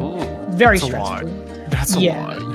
Like I mentioned, I wink Void is a thing. I actually got turned down by I got turned down due to scheduling conflicts by Tina Kitten and E-Rob, which are people with a lot of followers. Yeah, not because they weren't interested. They said it looked interesting, but I think it was the polite thing of like, hey, not right now. I'm telling maybe, you, probably not ever. Some like streamers, their schedules are crazy, and like scheduling things They're hell crazy sometimes. fast. Well, I thought reaching out like 28 days in advance would be enough, but I think for some of the biggers, it's not. And also, I assume months. Like, I especially assume for they, VTubers, and if they're in studios, like scheduling things can sometimes has to be done months in advance. Oh no, Senny's no longer in color because they had that whole drama thing. Whatever. But a lot of them, it's also like the bigger they get as well. The more they expect like a financial compensation for doing an event, because it essentially then becomes free publicity. So the threshold we're reaching is there's around 30 streamers with more than 20k followers. No, that's not right. There's like 10 with I think more than Have you more than 20k followers. Let me check. I feel like the second you like surpass 5,000 followers on Twitch and you have a very, very, very active viewer base, a lot of things on their streams will tend to break, just due to the fact that like there's a huge amount of people watching and trying to interact with the stream. Moderators and all that stuff. Yeah, so you can even imagine how much worse it gets if like their time management has to be like super strict. They can't really like necessarily cancel a stream on a whim without having to like set a lot of work in motion to begin with. So now like joining an event, contracts as well. It's like it's for a game gets complicated, and then contracts when you're getting beyond 5,000, you're going beyond indie, you're going corporate, and it's just like you can only imagine how much there is, and then on top of that there's a reality of it crashing down that adds on top of it. Have you looked in the Osu community? It's a whole thing, dude. It's a whole thing. I've looked into that as well. And the really scary thing with this is like, I have to make sure that like because every single person that I've spoken to, all like 247 streamers, not to mention the like 100 and something that haven't even replied yet, or I've reached out to and haven't heard back from yet, or that have said no. I have to go through all of them. I watch them for like half an hour or so. I make sure they have the right attitude. I make sure they have the skills to play the game, because the first 8 games, they're going to get thrashed. The first 8 games out of the 16, it is going to be X-rank domination. I need to make sure that like they're not going to have a bad time, or they can handle that if they do have a bad time. So I'm vetting every single one of them. I then have to reach out to them privately, get in contact, make sure the chat's okay, make sure the chat's not going to make the lobby in a nightmare. Yeah. I need to make sure like their viewers are going to like be the right kind of crowd. Certain quick play experience. Every single like, you can multiply like roughly 200 of the 247 streamers by 20 minutes. That's how much time has just gone into contacting and like vetting these people. It's an insane amount of work, and I need to make sure that like every single one of them will have a good time. There are some streamers like Pipkin, I think is their name, right? Like if they choose to be part of it, they can be. However, their chat and their attitude, I worry it's a problem, so I haven't reached out to them yet. Because they have played Tetrio before, so, and from what I saw, it was fine. Yeah, Their from what I- attitude is potentially a problem. Their chat is also a little. Wait. Who? Pippa? Pippa, yeah.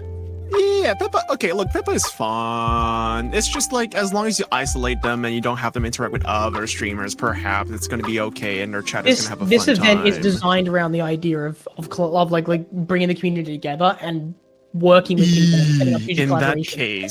In that case, yeah, probably not a good fit. Yeah. Yeah. Not to mention the other dramas that we're not going to get into, but there have been my first few dramas with the scene here and there. It's a whole thing, but the amount of work, it's just I could go on for ages. I That's all I've been imagine thinking it's a about the lot. last month. Yeah. Like I eventually want to have this be like a I want to eventually have like 500 streamers involved if I can get to that scale. And then obviously they all bring their viewers. I'd want to have more prizes, but it's a lot of money. I'd like it so that I can give every single winner, like, you know, when they pick a streamer, if they are a streamer, they get 10 gifted subs. I'd like to have it so the bounties are massive, and that also something I haven't even brought up. After this event is an hour on my channel where we actually interview a bunch of streamers. We talk about their favorite moments. They show us some clips and highlights. We watch some, and then at the end we give 3 streamers. We roll for 3 streamers, and then I pay for. I have a friend who's basically doing it for mostly free, but they're gonna work with them to give them commissioned artwork and badges and emotes for their channels. So 3 streamers are gonna get a quality boost on their stream, because the whole point is to. Yeah, it's all about sharing the love around. And Yeah, but definitely for like future reference, like if you like reach out to the bigger ones first, multiple months in advance, because you never know how scheduling is gonna work. Like well, if the you, website was the big thing. like, The if you website really wasn't done, want so to- let's reach out with the website. yeah, Yeah. So I only could have reached out like 37 days in advance. But I hadn't even announced it publicly until like 2 days after that. It's a whole thing. At this point, Wylie, I feel like you have the next year's super lobbies kind of planned out, minus perhaps the new additions and like ideas you want to rework at this point. You have Yeah. your work set for you for a year in advance. Yeah. Well, every lobby, I want to have the format going forward. I thought that I was happy with this format that's upcoming, where it's 8 and 8. So we have 4 games of warm up, and then the actual event is 8 regular games, 8 gimmick games. I'm drifting more towards the idea of even doing 4 standard games and 12 gimmick games, and just having like standard like FFA, Royale, and then Yeah. the 12 gimmicks. Because 16 seems to be a good amount of time. 2 hours, 16 games. It works out quite nicely. Plus we have the shoutouts in the middle, so there's plenty of time there. It's just about like having enough material to draw from it. Every single lobby, I want to have at least like 3 or 4 new game modes. The one upcoming here only has 3 or 4 returning game modes. Like all of it's new. So there's a lot of work, but will I do have say- the next. I can dox the dates. There's the 1st or 2nd of June, whichever the Saturday on that June weekend is. There's the 3rd of August, which will be held at Lyra's apartment while I'm in New York. I'm going to have to plan the entirety of SSL 5 overseas from my laptop. That'll be fun. I will and say then for there's future SSL 6, which will be in reference, October. like if you ever manage to get that hexagon game mode working, I think that'd be really Good fun. God. There's also like I have so many ideas that I'm most likely not going to happen. I'm fine with doxing them because you'll never know if they're going to happen or not until the event. So who cares, right?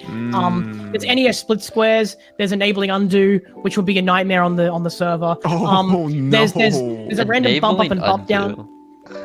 Yep, there's random Yeah. bump up, bump down. There's every line you clear, the board rotates 10 degrees, and if you and like also depending on how much we can get this to work, the board moves left and right rather than the pieces. There's every time Oh, you PC, that's your garbage shows evil. up.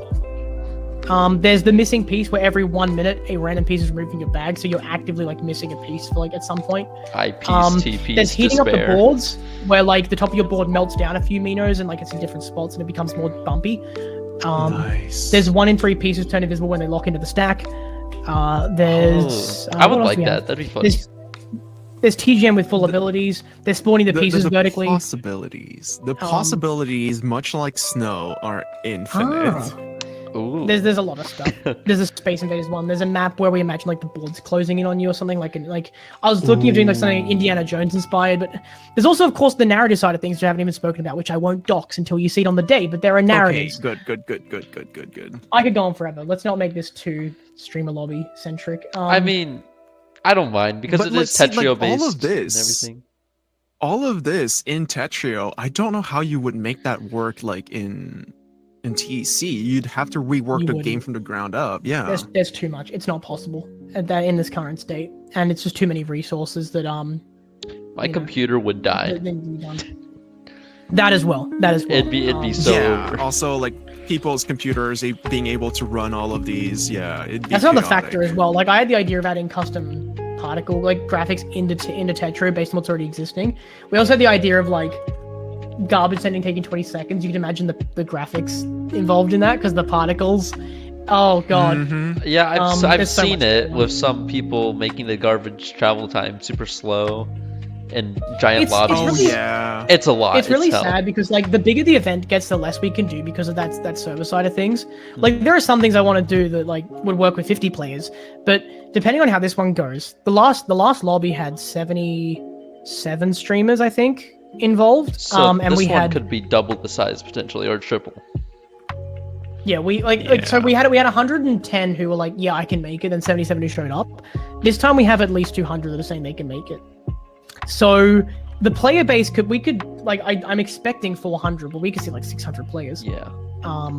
Which would then, because of that amount of stuff happening, we can't do as many things that would be as technically advanced. If there was 1,000 players, I probably couldn't do the fog thing because it would be too much, and it's kind of sad, but that's how Like it works. even the Um, default game mode with that kind of amount of players would be harsh to people's computers. Yeah, Crash Yeah. potentially. Some people would have to like turn down a lot of stuff. Even computers that can run the game just fine. Like in a super lobby, things get wonky whether you like it or not. And I don't know how much Yeah. of an impact this new Electron update for the Tetrio client on desktop will have on all of that. I right? hope Like, that's it Yeah. does. that to me is still a mystery. Because like I feel like the biggest There's all this tragedy stuff. for a super lobby is the super lobby crashing, and I've seen it that countless was times. that was interesting. It crashed 4 times in ours. It wasn't because of the game. It was because the update had happened a couple of hours before, and Osk wanted to mess around with RAM allocation for the server. So that wouldn't have happened if he wasn't doing that. Which, by the way, if anyone's wondering, I didn't have any beef with Osk about that. I think it was hilarious. Also, we didn't lose any. Like we Dude, lost maybe it 20 was players so across the whole thing. Funny. I'm just It was like great. I loved it. People thought the square was breaking the lobby. I'm just like worried for like Jump super square too lobby strong. crashes when you would start incorporating people from who don't even play Tetris, and it's like how will they react to those kinds of things? It's I've had to guide every single streamer that I've spoken to who hasn't touched the game. I have to guide them on their graphics and whatnot. By the way, a lot of these people don't speak English, so I have a translating team it's helping me over. communicate with them. Actually, I hope you don't have any issues with the French folks. I think they should be fine. I've only had right? 2 so far, and like they speak English, so I've been really good there. Like, Yeah, so it's fine. like- Then. All right, good. good. like there are around 30 streamers who only speak Spanish. And I've had to like sort of work with Oh. and so like in our private streamer server, I have sections of the server where everything is translated to Spanish that guide them through everything. Yeah. You've seen that stuff, Brandon. It's a lot of Yeah. work. Yeah, again, it's a lot. the aim of getting 500 streamers is quite ambitious. We're not even like halfway there yet. And of those 500, probably only 300 would theoretically turn up. So I don't know. I will say it's quite cool to look at the category of Tetrio because there are 3 notable spikes in its entire 5-year history. One of them is XQC's viewer spike. The other 2 are the streamer lobby channel spikes, which is quite cool. But yeah, Wait, did it not have a spike when Blink was holding the hard drop super lobby? I In feel like that's conjunction with no, Oz? it's not. Well, no. XQC spike is 75,000 viewers. the thing is, like Um, hard drop, it's significant within the community, but not outside of the community. So, Yeah. Oh, I You thought won't it also see a spiked spike. outside. well, I mean, it's when I say spike, I mean it's a channel spike that we're seeing because previously before SSL1, the most channels ever streaming Tetra at one point was 20, it's so and then little. it suddenly became suddenly became like I think on that day it was 91 total. That's a lot. So yeah, I'm interested to see what the graph's gonna look like now that we have like a lot more. And I'm not done yet. I have a list of like a couple hundred I won't reach out to this time round, but Is there YouTube streamers as well? Or yes, YouTube, Okay. Afrika, Kick. Yeah. There's also Twitter streams we're considering as well. Twitter streams. We're That's a considering. thing. I'm also looking at streams. I'm also looking at TikTok streams as well. Instagram Getting lives. restreams on there. Yeah. No, I'm serious. Like, we're considering all these things about, like, getting restreams. There was always the thought about getting an official SSL stream that actually, like, multi-streamed multiple streams to then different platforms. There's also the idea of getting Puzzle Kingdom on board to, like, get 4 of their staff who don't stream to then do like a 4-person, like, you know, POV on the Puzzle Kingdom channel. Yeah. Like, there's so many things that could be done, but it's just about the amount of effort I'm willing to put in and the amount of, like, work I'm willing to go to. I've already like had to speak in person to around, like, 20 classic players. We have Gataru, who's a TGM contact and trying to get into the TGM scene. All these game modes then have to appeal to the classic and TGM scene, and it's a It's a lot. the amount of work. People will never know the amount of work I put into this thing. It's insane. Hey, we will, and the I people wonder, watching will. Wylie, if you, yeah, well, people who exclusively are watching this Apple Orchard podcast, yes, but I wonder, like, if you won't ever do like a behind the scenes to the Super Lobby, because that in and of itself, breaking down how like someone can just pop into the scene and make something happen and then just get in contact with volunteers and people and befriending a community, that also, just like outside of like the streamers who just want to play a silly game, that in and of itself is a lot of content, I feel. Maybe. know I what mean, I I do want to mean? do it. I do want to do a TikTok on, like a little YouTube short thing, which would be quite good. I think. Like, what I want to do is I want to do a little jokey one where it's like how food poisoning led me to collaborate with 200 people, because because SSL, I had the idea for SSL while vomiting into a toilet. Oh my god. I ate something really bad. Exclusive fact here. At Shower 4 a.m. thoughts? in the morning, I was like, no. oh. Vomit thoughts. No, vomit thoughts. Yeah. It was fantastic. The original inception of the idea was like, I collaborated with Lyra, Star, and Monica to play Connected on a stream, and afterwards I said, hey, I want to drop this idea, and I still have the chat screenshot, and I still have the little group chat. I'm like, what if we got a whole 15 streamers in a lobby? And that was how the idea started. Stream. Oh Yeah. my god, that and I was one. like, Okay, that'd be cool. Yeah. And it was like a couple nights before that stream, I was like really badly food poisoned. Wait. Yeah. Was the food poisoning due to the like insane amount of chocolates you ate that one No, day? it was like chicken or something like that, or tuna. I don't quite know. The Okay, I was about comically to, large amount of wonder the Nutella Yeah. bars. It was something Oh, really like, I God. don't know what it was, but I did not agree with me. And I remember like at the time I was already considering like, how do we get the most eyes on an event? And I realized that the best way is to just have like influencers come in and play the game, because Tetris is at its core a game everyone can understand. Its brand recognition is insane. Yeah. Really, Everyone every knows what Tetris single, everyone's mother, grandmother, everyone knows what the game. Everyone knows. Oh, it's that game where you place blocks down and blah blah blah. Yeah, blah. and like the idea of a super lobby is it works so well, and when you can manipulate the game like we can, it really like, we're keeping it competitive. But my motto has always been, since I had the idea, was that it's the community and fun comes first. Though that's like the motto of the thing. It's not official, but like to me, that's my mindset. If you're not having fun and it's not putting the community first, then it's not doing the job it should do. If competitive nature is coming over having fun in a game mode where the majority of players are going to lose, it's not going to work. Everyone needs to have fun regardless if they win or lose. And that's what the heart of Tetris should be. You have fun no matter how you do, because you're going to lose. You're gonna die. You top out at some point. Yeah, I could go on for ages. Even the best players will fall. That's natural. But Yeah. yeah, no, I'm thinking like for long form content, have you not thought of doing like documenting or writing? I mean, I'm sure you can remember it. It's like in recent memory now. Yeah. But like I see the value in like everything you've been telling us exclusively on the Apple Orchard podcast today. Yeah, on the Apple Orchard podcast. Like Yeah. you could make this into your own like small bit of documentary, like with the behind the scenes of like the super streamer lobby, down the rabbit hole, the super streamer lobby, because like there's still a lot that not everyone will consider or get to know about this event. Like how someone like Wylie, would you describe someone that just popped out of nowhere and then got involved in the community, right? Like, how long have you been in the community relatively to like the rest of the scene existing? Right? I This is what had I'm a wondering. well, I'm the meme guy, and I joined Puzzle Kingdom as like the meme tournament guy around October. Like that's why they got me, because I held my first limited pieces tournament during my subathon in Wait, September what year of is this? 2023. 2023? So In yeah, it's like 2023. so 6 months ago. I joined the Yeah. enhanced Discord in August 2022, and I started streaming in like early 2023. And then I held my first like tournament event thing like on my stream, like a very like shitty little one for my subathon. That's 5.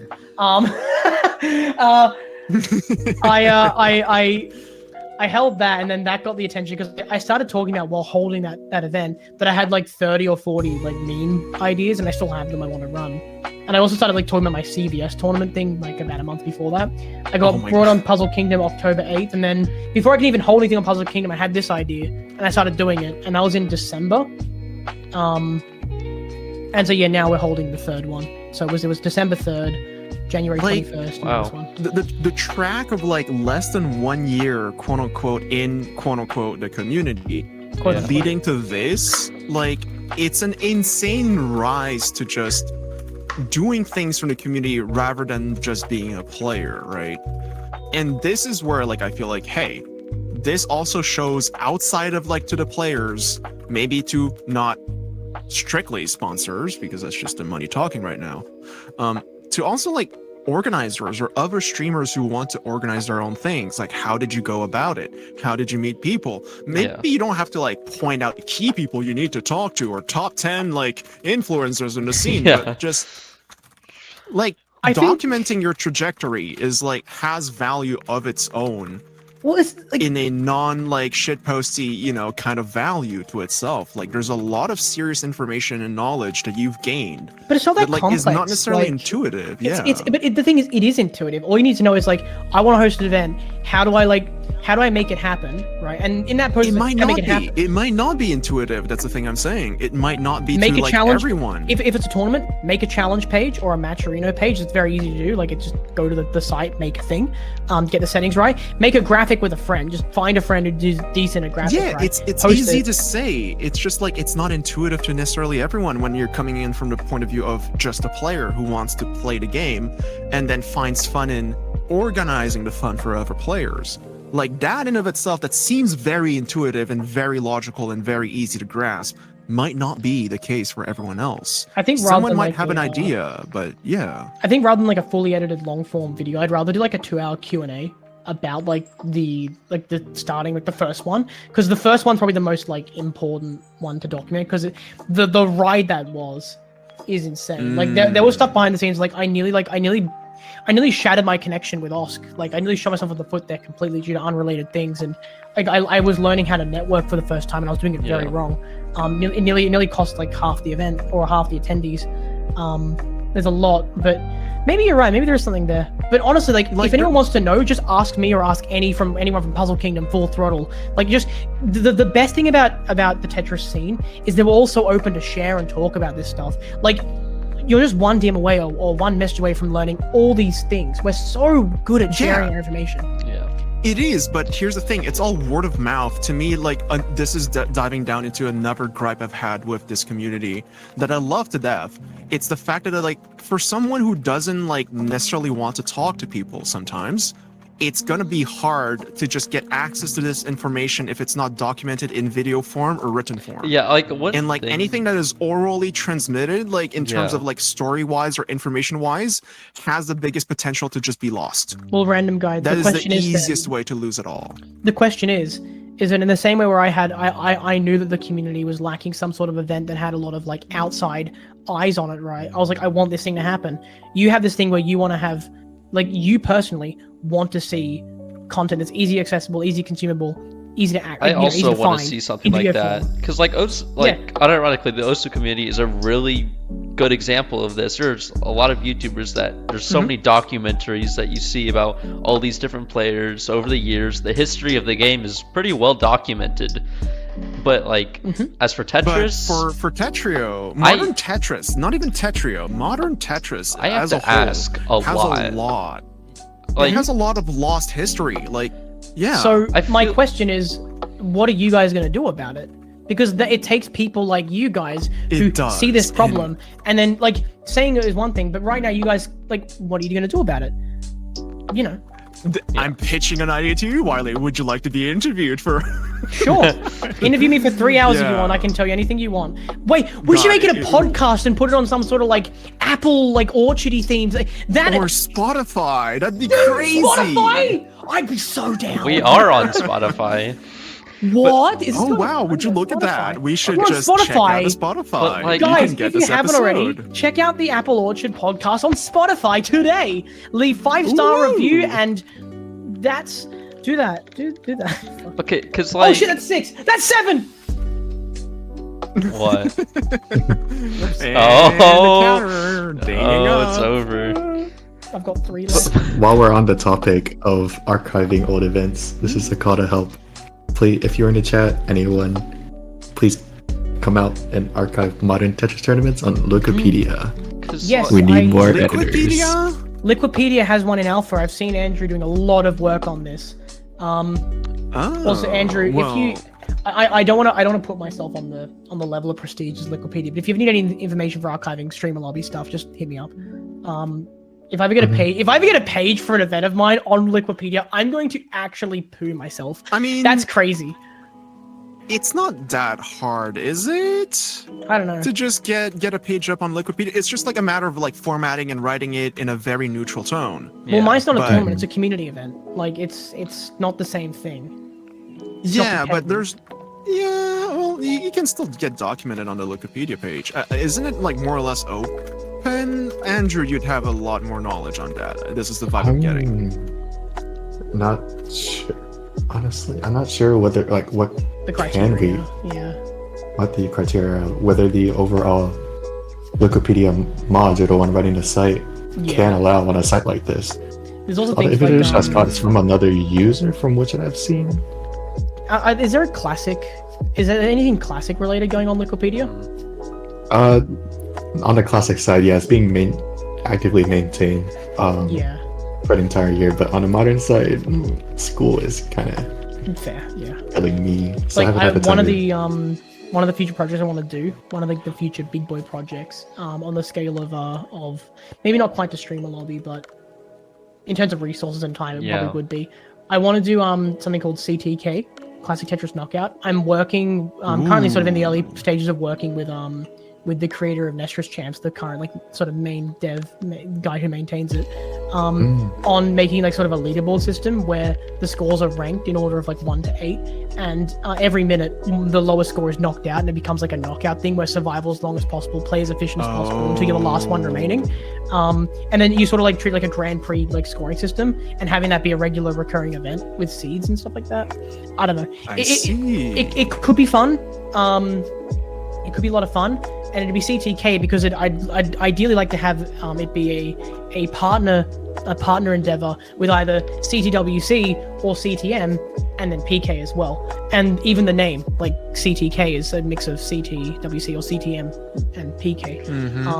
So to be this thing where like, and I'd love the graphics to be if we do it with CTWC, the graphics to be like a purple and gold, like a mix of modern and classic. Because for those who haven't figured it out by now, my goal long term is to actively bring modern and classic together more, because we're not that different. We don't hate each other. We're just stacking blocks in different ways. Let's get more overlap. I've never had any Yeah. hatred towards classic players. I've always had like a respect for them because like I've tried out classic and I have failed miserably, and I'm like, how these players are insane. It takes a whole different skill set, and the lack of a bridge between the two is what hurts it all. We need that That's for bridge though, sure. because imagine if we had the player bases combined. I know the different games, you'll never have complete 100% overlap, but if we had more, imagine the strength combined.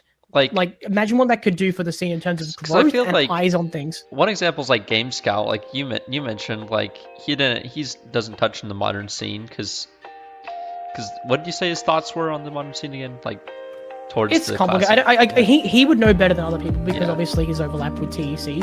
Like he knows that that he already knew that like no one hated anyone or whatnot, but it's a little cold. I can't speak on exactly what he said because he wasn't one of the more vocal people in the VC. But I'm yet to pitch to him streamer lobby. I don't think he'd stream it. I don't know. Like it's issue. It's an issue where I had a big chat with classic players. Originally wanted to emulate NES, thinking that's what they'd like. That's not what they like. They'd rather play ROM hacky stuff. It's hard to get them into TEC, and not so much TEC, but more Tetrio. It's just such a different game. Yeah, modern hard. In saying that, when I got Fractal into our testing lobby and Huff, they're like 23 and 24K because they played right back when the game launched. Like they're higher ranked than me technically. They just don't have an actual rank. The TR is Fractal's TR is 24.1. Like it's insane. Yeah. It's not like they never touch like any modern like Tetris or block stacking game whatsoever. Yeah. It's like they touched it back when it launched, I think. But they're very important context to have, and I think that the more overlap, like when there are events like with Portland, it sounds like the scenes don't interact with each other much. But imagine if they did. Imagine if we got to watch Kazu live, trying to compete against some classic players. Imagine if we had classic. Imagine if we had like some classic players trying out like TECs, Countdown Endless Game or something like that. Like the potential for like the sort of overlap is there, and I think that the eyes that could get on the scene would be monstrously larger. I mean, the viewer counts would be higher for starters, and that would make it a lot easier to get sponsorships.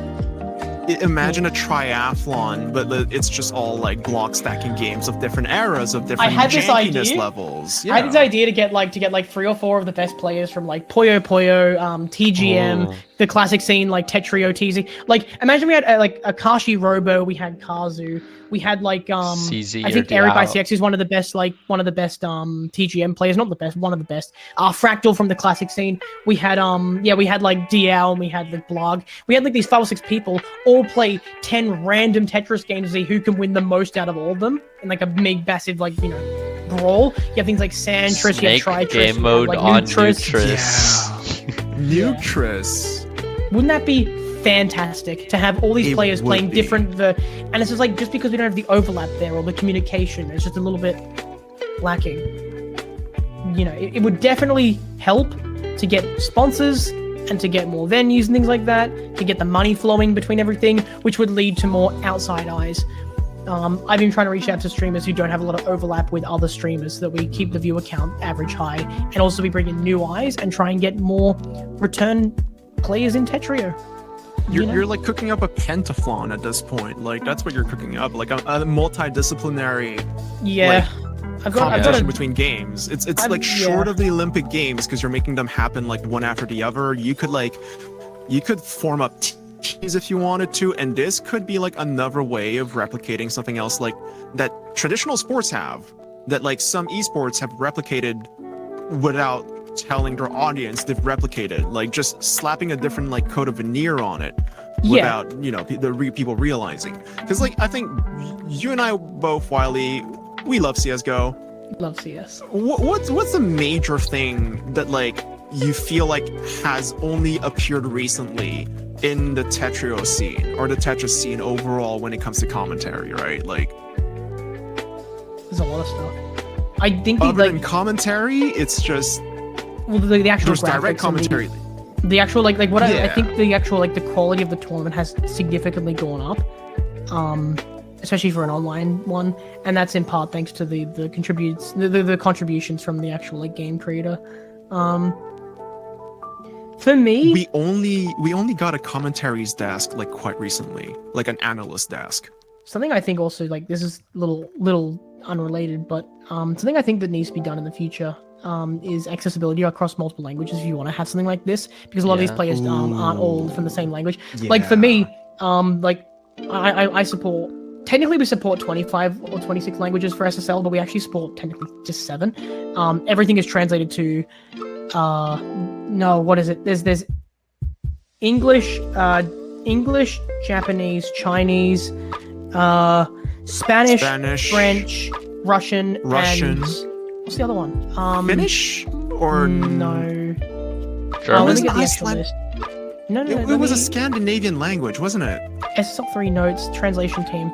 Where's the bilingual team? Spanish, English, French, Japanese, Chinese, Russian, Korean. And then the other ones that we also kind of half support, but I need to find proper translators who can do big chunks of work. Finnish, Polish, Swedish, Portuguese, Italian, Indonesian, Tagalog, Czech, Dutch, Greek, and Romanian. Because I know, for example, Semtrim I think he does a lot of work cross language. Yeah, But with this, Yeah. isn't just the translation of information; it's the game translating everything. So, like, Yeah. eventually in the future, I think Tetra has plans to have everything translated. How do you translate it's also a case of, T-spin like- double? Well, I need to translate the word. I need to translate every single graphic to have multiple versions of it, depending on what language you're in. It detects what language you Ooh. have to say a different word on the graphic. And we have Yeah. different graphic. Every single text dialogue from the narrative things we have planned in the future needs to have everything translated in different languages. Hell, if we have analysts or we have commentators on an official stream, and this same thing goes for tournaments. Every tournament needs to have commentators and then analysts who speak different languages, different analysts covering the same thing.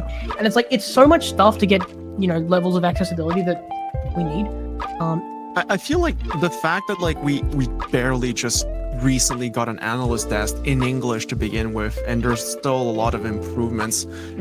Like, I'm speaking from the point of view of someone who's taking it for granted coming from the games I love to watch and play. There's a lot more improvement that needs to happen, but it's like it's a matter of time and it's a really resources. good start. It's like it's intense to like grasp it finally for a game that needs the use of like an analyst after the fact for a match that's so quick paced. Because I feel like CS:GO, you have time to like watch multiple players and watch multiple setups and whatnot, but for a game that's like very single player 1v1. And given its speed, it's like an analyst desk is more important than ever, but I don't think it was integrated in the way I was only imagining it. No, and it's... I just realized quite recently, like, to integrate it the same way that like major esports org have the resources to do is fucking insane. No, what you need, like, you go. Like sorry. The major gripe I had was like, you don't have a replay after the match is over and people breaking it down where the pivotal point of the match was. Because you can't really do that while it's happening. Well, and like to pinpoint that is like going to be very difficult for a game like Tetrio. Like maybe less so for TEC because you have your stages, they're pre like set and people usually know them. You just have to talk about them in commentary while the game is happening when there's a lull perhaps, or just a ping-ponging of like lines being sent back and forth and no zone being activated. I just realized for Tetrio, like, you really need a replay and a breakdown of a round if there ever is a pause between a round in a matchup. Because the biggest gripe I've heard from outside people is, I don't know what the hell is going on, and they just shit on Tetrio as a watchability experience so much. That's why TC, we said that earlier. Like, I think TC is a little easier to follow, but the zone mechanic does complicate it's things. much easier to follow. Which is why it's easier to follow, sucks. but it might be hard to understand. Because, like, obviously I am so biased towards, like, Tetrio's a decent... Yeah, because, I mean, like, obviously I will be able to understand that gameplay, so that's why I will have a bias against it. I hate to see people be like, this game is not watchable, but at a certain point, I have to just be like, they're right. It is not watchable. The regular human being... absolutely not watchable. The regular person does not know what is going on when 4 pieces per second are being dropped on the board, and they don't even comprehend how a human could do that in the first place. So it's like... And that's why that's also probably an advantage that Stream Lobby has as well. You have like random everyday people playing weird funny stuff. It catches your eye and stuff.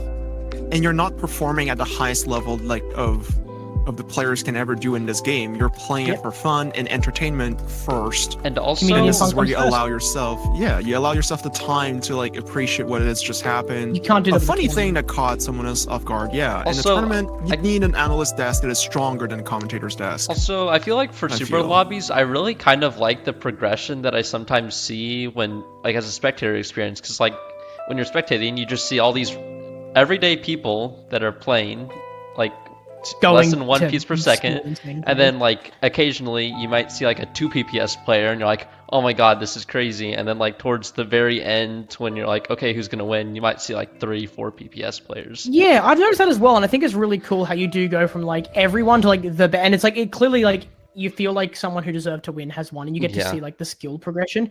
Well, in saying that, we're sort of abusing that the way that evolves into something fun, but you'll see. With the analyst thing, I think like it's a good start. in the way where it's like, hey, we've organized someone who can do it. We have the quality there, in terms of like the actual analyst stuff, the content, right? But what would next need to be done is that you have let's use Ben as our example here for TWC, right? Mm-hmm. You'd have Ben working with someone who's clipping things and sort of discussing things with them. You have someone who's able to take those clips, export them, put them together for the actual visuals, which can be done. Then you have Ben with a DSLR camera and a green screen with good lighting in a room, covering these things, working with someone in that room with him to make this happen. And like on a production level, that is a big ask. And even more so for like a game that like might last like super long. So I'm feeling like the length of the matches that are traditionally being played are at a disadvantage for Tetrio in the format that it's been done so far. Like a first to 11, imagine having to break down that matchup without a break between rounds and having to pinpoint like which round was key or which moment in which key round was like important to begin with. Like, I feel like the format has been giving volume or giving like quantity over quality that much. I can start to feel the pains with it because like tournaments have had a habit of run overtime a lot. Yeah. And I would like to eventually see like a transition from just like all these 1-day tournaments that last like 7 hours to like maybe 2-day tournaments if it's possible. Which it's hard to do. It becomes a hot spot, Saturday and Sunday, it's like that's all you have because even Sunday, like it's hard to get availability just due to like even things such as like religion, going to church and whatnot, or work. It's like it's so much more like at a certain point. It's like, how do you want to format it? Like if you want to make it a 2-week event, like if you want to really hype up a giant tournament, do you want to make it 2 weeks long and have it on two Saturdays consecutively? The leading time and then the time when it happens live, like there I are don't know why benefits. that's popping into my mind now. I don't know why now of all times when this should be like in a discussion like with the orgs right out there. Oh yeah, that's going way outside the scope of this stuff. But like all these things are like good for future discussions to have. But, yeah. I think stream is dying right now, but have you ever had one that went for 2 hours 25 minutes? No, this is actually the longest podcast possibly by like a large margin. I wish these would go on for like 3 hours and more, but then you realize like, oh, it's reaching midnight for some folks. Thank God we're doing it on a Saturday. Well, yeah, I don't mind. I don't mind going for longer. I don't feel like wrapping it up though. You don't feel like wrapping it up? I'm up for whatever. Because I woke up at a very questionable time today, so I am not really that tired. Dude, I got out of bed at 11. I feel you. I got out of bed at 1. Not bad. AM or PM? PM. Both are not great. Oh no. It's not that bad. It's not that bad. For disclosure's sake, I woke up at 7 p.m. today. Okay. Oh my god. And woke up at 7 p.m. Yeah. And I'm like, oh, I guess this is all the sleep I was missing out of from like the work week. God. Holy shit. Yeah. And the weekend isn't long enough, and I'm like, oh. I think that the competitive state of the game, the scene, not the game, like all the Tetris, all the things that we're working towards. We're all in the same space of just like competitive Tetris and making Tetris more mainstream. That's the end goal, right? Getting the game more and more mainstream. It's in a good spot, and especially with the viewers from TWC and getting the viewers for Square One and the classic scene, everything is healthy, and Tetris as a viewing experience has been shown to time and time again have bursts. People never get bored of it because every couple of years something in the news, you've got the Blue Scooty stuff, you've got the the World CTWC, records, all these things. Like the game keeps going mainstream, but it needs to stay mainstream, and getting it there is a little bit harder. And this is a really good start. We need to snowball this. This obviously needs to keep snowballing, especially for the modern scene. It needs to snowball from here. And how do we do that? We're in a very critical time. Yeah. One of the things I feel like. Go ahead. One of the things I've always been interested in is like just documentary things, just to spread the game to outside audiences. Like random people will be like, "Oh, what's like the history of like CZ or whatever?" Like, what's the history of this player? Yeah, a lot of these. The history of CZ, I guess. Yeah. like fucking Hebomai just fucking left the scene, and it's just like, well, where the hell are they now? You know, and like the concept of macro gaming to begin with, I'm just hearing it left and right as if it were like an urban legend or like a hidden dojo up in the mountains that like this teacher, this like kung fu teacher just retired, and like therefore the knowledge is lost. Yeah. And it's just like, this needs to be documented, and like it has to be more extensive than like what the Hard Drop Wiki has done so far. Problem is And appealing it's just to like the general viewer base. yeah. Yeah, and it's Because like also for me, like I'm exploring that. I'm exploring short form content right now, and sort of getting that mainstream. It's a lot easier to get short form out than long form, but I feel like you can't pack as much in, at least in detail. yeah. Like I've done a short on the 22. I got a 22 on my 22nd birthday, and I made that sort of like the clicky sort of like, you know, that's not clickbait, but I made that the hook of like, I did this thing that's really hard. I did on my birthday, and they're both 22.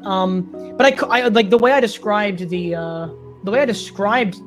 the 22, as I said, oh, it's the impossibilitress. It's where you clear this many lines using the zone mechanic on a board only 20 lines high. That doesn't actually explain the complexities of IRS, IHS, learning it. I would rather do a 3-minute video or a 3-minute TikTok on everything you need to do to get an impossibilitress, which there is one already out there that's really good, but it's not as easy to make go mainstream. You need to find that sweet spot. Are you appealing to the die-hard Tetris players, you know, who are going to want to watch that long video about that player that next to no one's heard about? Or do you want to appeal to the masses and say, there was this player, this crazy thing, and this is why they're so crazy, and then you slowly trick them into learning something.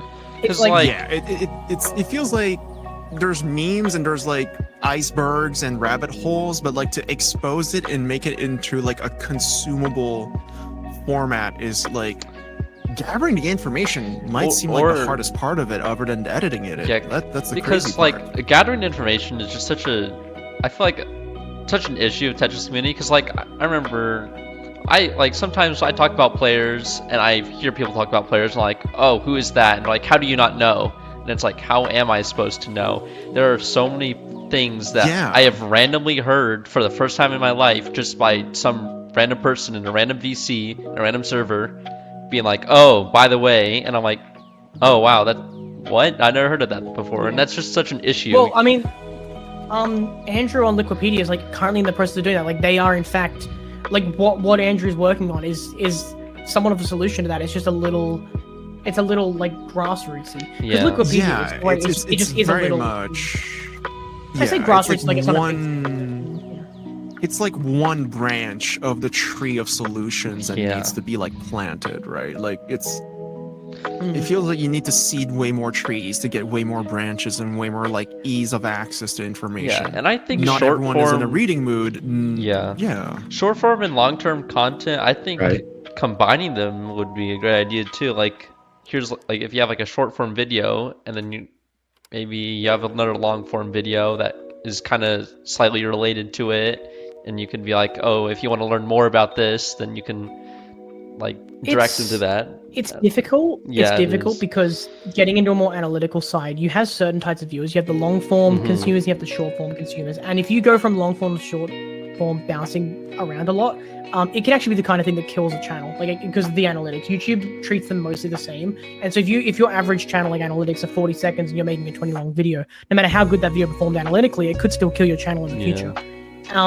What you can do is make short form that acts as a trailer to your long form. So the short form isn't the main content or one of the main forms of content. It's just it's a vehicle to drive people in. And there's also then you need just to being able to kind of, I'm trying to think of the word, like pull off like a long-term video that can hook in really any type of person who may not be interested in those kinds of things. It's really hard. Yeah, I want to do a video on master mode at some point. Like I want to do a full-on 3 or 4 minute video, and it'd also be like a 3-minute TikTok. So there'd actually be 2 versions. There'd be the YouTube video version, which is widescreen, and there'd be the TikTok version.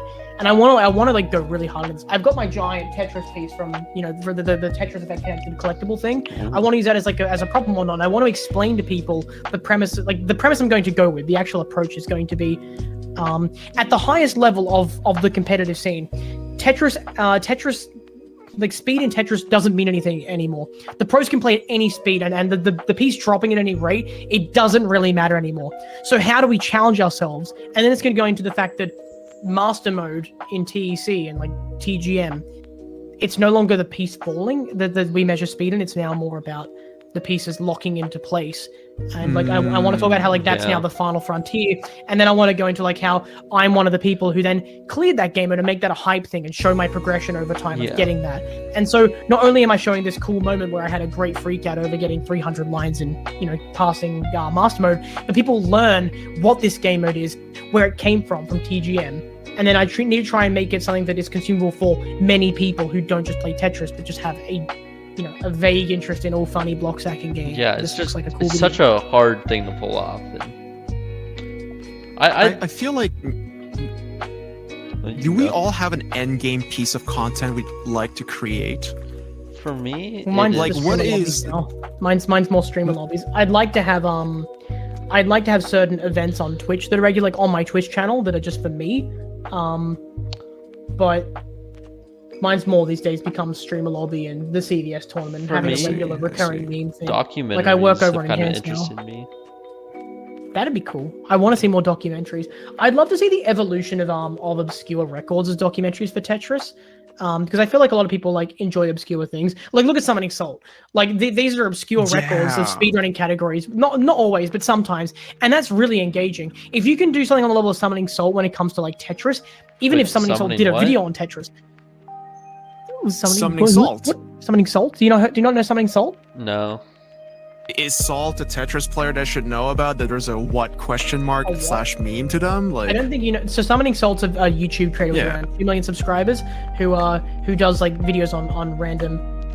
They are the channel to cover all speed runs. Dude, there was a moment where I was watching a video from them and I was laughing about the absurdity of the names, and I paused the video when I was with my friends and I was like, oh no, it was like he was about to say like, oh, and then comes in the player of this, and I yelled with my friends in the room. I was like, oh, it's gonna be Billy, it's gonna be Billy BJ69, and then the name that comes up is like is I think it's like something like Joe B69. Like I nailed the guess. Like you nearly nailed perfectly. it pretty close. I said Billy BJ69, and it was something like Billy or Joe or something like that. 69. I couldn't have gotten closer other than getting it right, and it was the funniest thing. He makes great videos.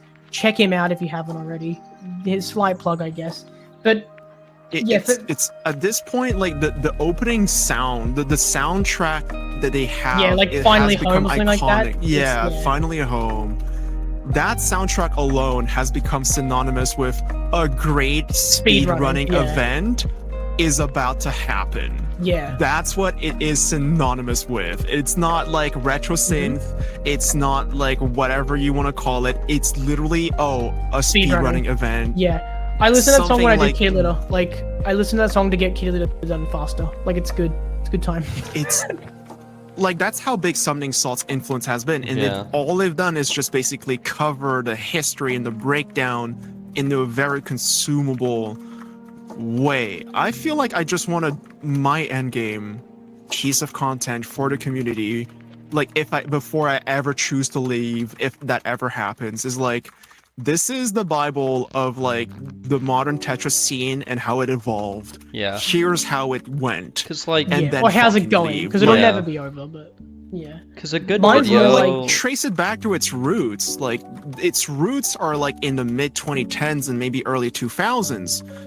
And it's not that long ago. Yeah. But it's still crazy to think that we've lost it all. We have a better understanding of the Romans than we do of the modern Tetris scene. I think like for me, like I've been doing YouTube and like online content creation streaming for over 10 years now. It's been a long journey and my interest is still there. But it's more so in I have a lot of intertwining goals when it comes to adding to this scene. Mostly I want to bring back, like, I feel like it's so competitive these days. I'm trying to actively make it fun, remind people like that this game isn't just like a competitive nightmare. You can enjoy it by having the goofy, silly fun. Yeah, like bringing back the fun aspect over the competitive side, but also showing how much you can do with it. Like I want to do game shows. I want to do an opener game show where I have people on and we sort of make fun of like how weird some of these skill ones are. Like Tetris Survivor is a good example of like a game show That's happening next month. I don't remember that. Yeah, and I forgot I'm in that. Something I wanted to mention was like Kez's video of the history of 40 lines, and That's I a love great that video. And I was kind of thinking like maybe bring in Blitz into that, and then maybe even like how SDPC has like impacted like Tetrio specifically. the scene overall. How has it plagued this like one I'd game? love you to see a know? video on the history of like the attitude towards Forward or something like something Yeah. about that. Like, I'm imagining like how people grew to hate Forward or something like that, because people mostly don't. It's used a lot, but people when they have it used against them don't like it. Yeah, look, it's just fun to dunk on as a meme, and that's about It it. is. Like, But, I don't think even there's anything then- like essentially wrong with it. Like, it's a little cheesy, but like it's a strategy you can use, and if you can't counter, that's a skill issue on your behalf. Yeah. Yeah, bring up Like, CC's if you tweet. can't counter forward, which I can't. Like, I can't counter forward in zone. I struggle with that. But that's not like forward being broken. In fact, I think the combo table is the most balanced out of any modern game in TEC specifically. Yeah. It's me having a skill issue. The opponent outplayed me with a skill that they have.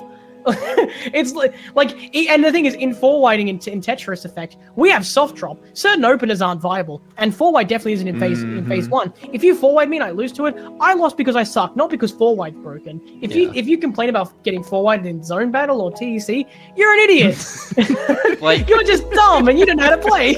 Like, yeah, obviously there are certain players who can utilize it more effectively than others. Like Firestorm Rumble. is an example. They Rumble use boy.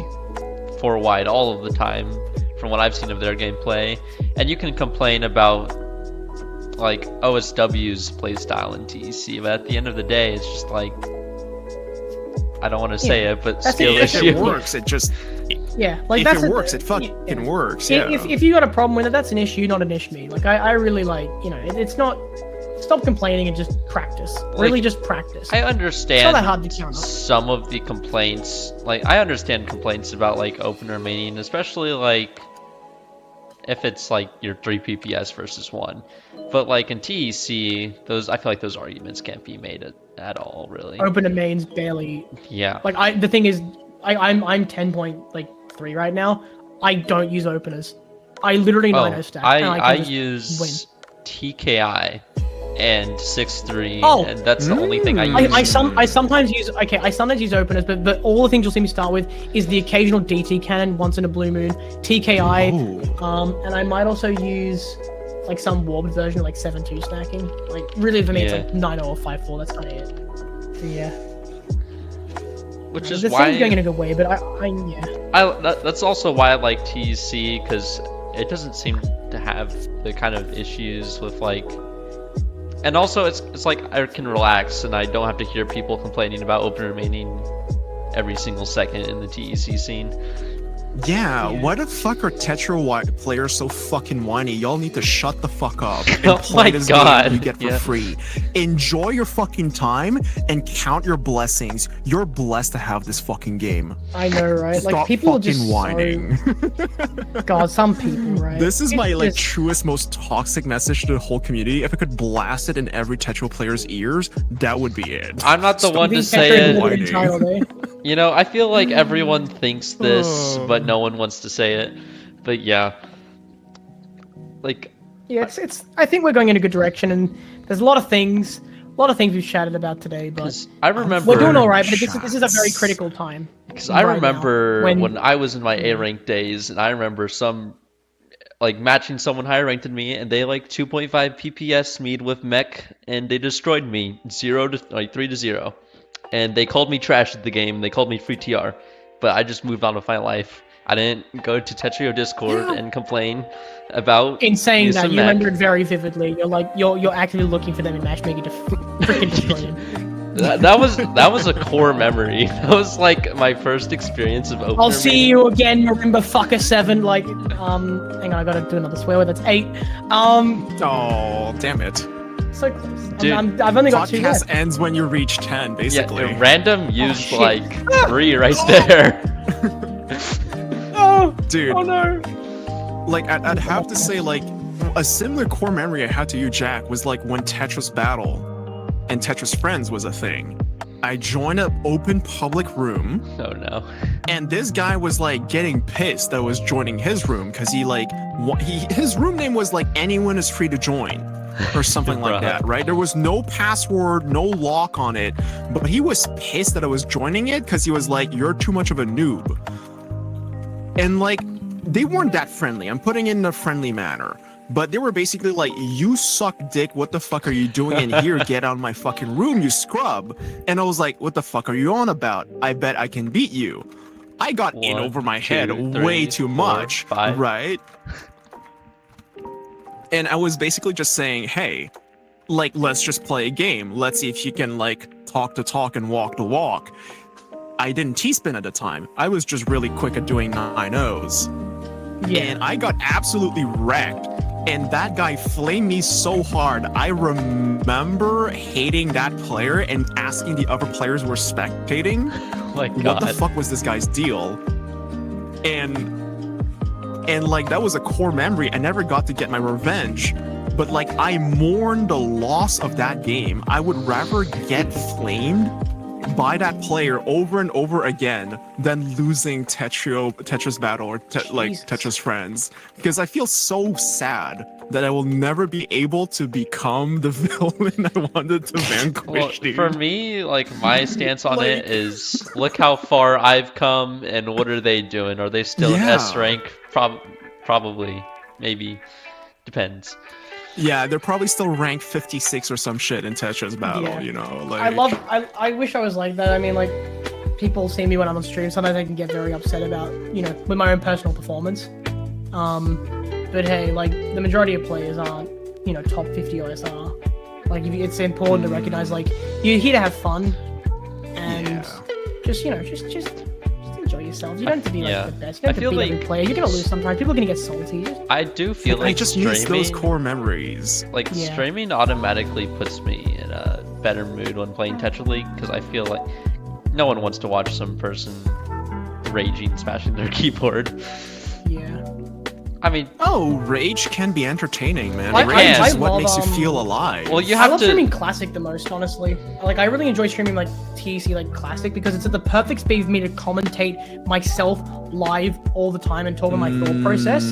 Like, the piece is dropping at 1 piece per second, more or less, like a little bit less than that because distance and whatnot. It's the perfect speed to commentate for streaming, and it's easy to follow for everyone. It is a beautiful streaming game. It's Dude. beautiful. I love it. Yeah, if I try to commentate Tetra League gameplay, it's over. And I've heard so many talks about commentators being like, "Yeah, this is a hell of it's like hell to try and commentate top level Tetris gameplay." Because It's really hard. The speeding is a problem. and It's like performance it's and competitive worse. skill over viewing experience. That's the one thing that TEC. I wish we could take the T. This is what we were talking about before, where it's like if we took the qualities of TEC and put it over the Tetrio, God, we'd have such a behemoth on our hands, wouldn't we? Oh, You'd have such a good time. Life could be dream indeed. something to think about. Just OSC, yeah, enhance, get in bed. It's never gonna work. You're asking this. yeah. You're asking the Asking for the TTC to get impossible. in bed, bro. Like, I don't think you want to sleep with him, man. I mean, You'll be look, sleeping with the they fishes all soon. stand to benefit from a three-way. Everyone can be pleasured. I can't. Don't this is stick your bad. dick in crazy. Stick your dick in Tetrio. All right. Anyway, well, God. I'm gonna drop the final swear word. I think I'm gonna make. Anyway. A call. Oh, shit. All right. I'm gonna drop the final fucking swear word. That is 10. I That know. is- That's it. Oh no! Holy shit. What I just Wow, I can't believe this. happened? random guy. Random guy. Yes. What? The So, are we like just bleeding them out now from now on, or are we continuing? What's going on? I Great. really don't. This is how know. I'm kicked I- out. Yeah. You know,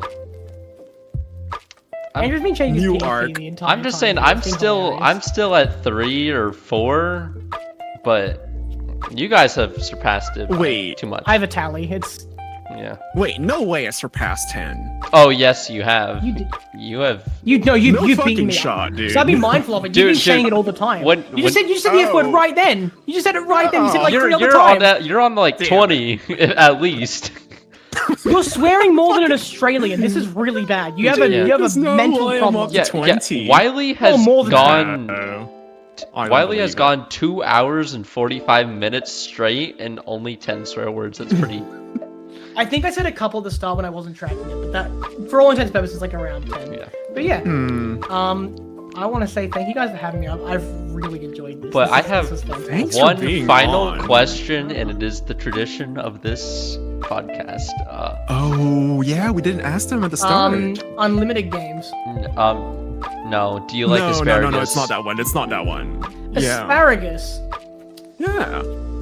I'm gonna need to know. Do you mean generally or a specific asparagus? No, just asparagus. No, just Yeah, asparagus. just asparagus. Just like generally. How would you fare if I told you I'd never eaten asparagus? Well, that's the Oh. greatest thing ever. Don't keep it that Wow. way. Wait. Don't try it. Wait, you no, what. no. This is set up. This is set up for a second WP episode with Wiley on again. Wiley, you WPL. need to go try. You need to go try eating asparagus. No. You guys should have me at WPL try asparagus Oh my god. and do a podcast. Yo, wait, on it. Andrew, you're gonna travel to WPL, right? Yeah. Dude, have me try some Okay. asparagus. I'll Give me a little have to white plate. DoorDash. I'll DoorDash or Uber Eats some fucking No, go asparagus. to the and grocery I'll store try and to cook get it. Wiley. Home cooked. No, I'm not gonna like pull out a grill at a fucking venue and start grilling my own fucking food, dude. I'm not a degenerate. Oh, like it's that. these Come on. things. I might have had them as a kid, but not in the last like 10 to 15 years. I don't remember what they taste Okay. like. Wow. Don't they usually soak We them in like need- olive oil or something like that?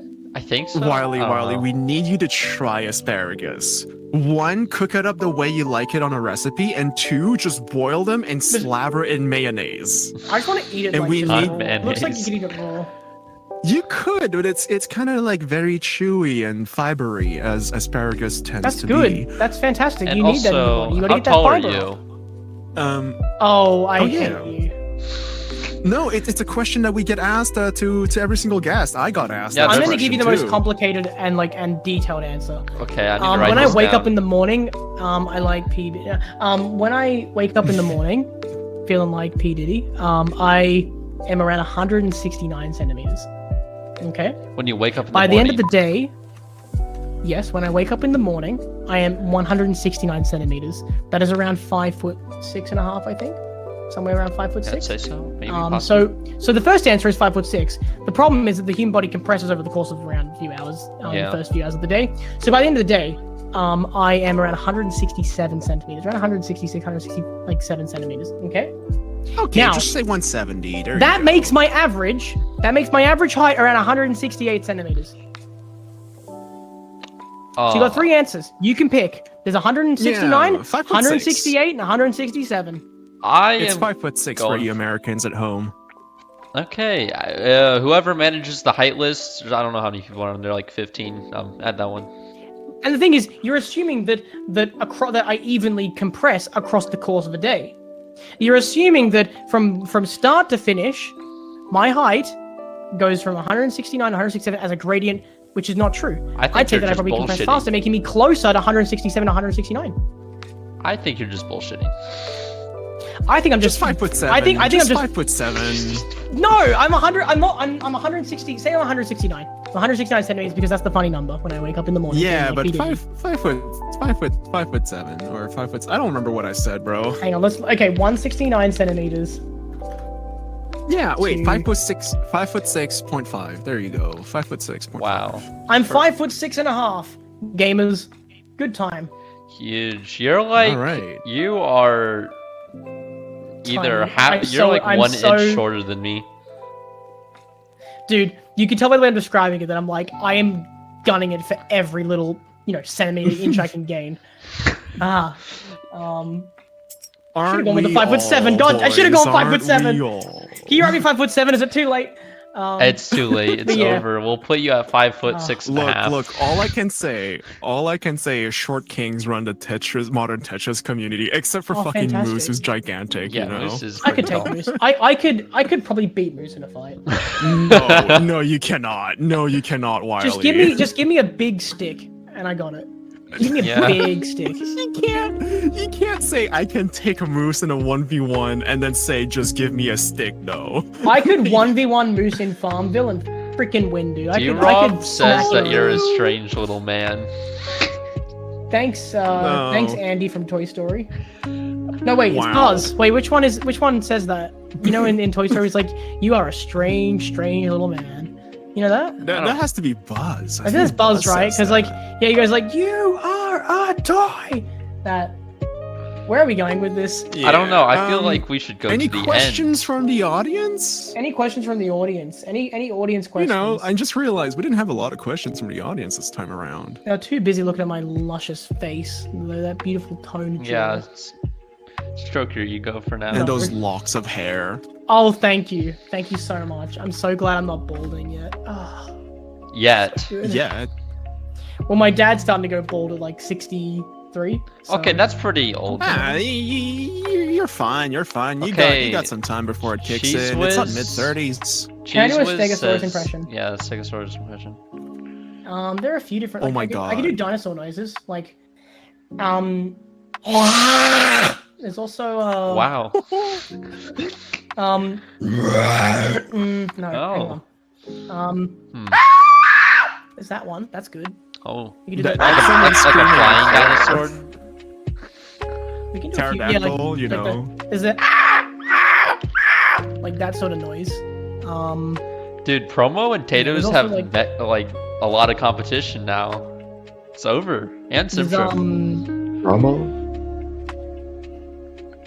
they got me behalf what was said. Yeah, no, you can do. I love vocal stuff. I love Just the other day, I got a scam caller on the phone. It was on stream, and I was talking like, "Hello there, sir. How are you doing?" And it was a lot of fun. He's like, "Yes, so do I. What's your internet you use?" And I'm like, "Oh yes, I use Energy New Zealand." It's just not a real place or a thing.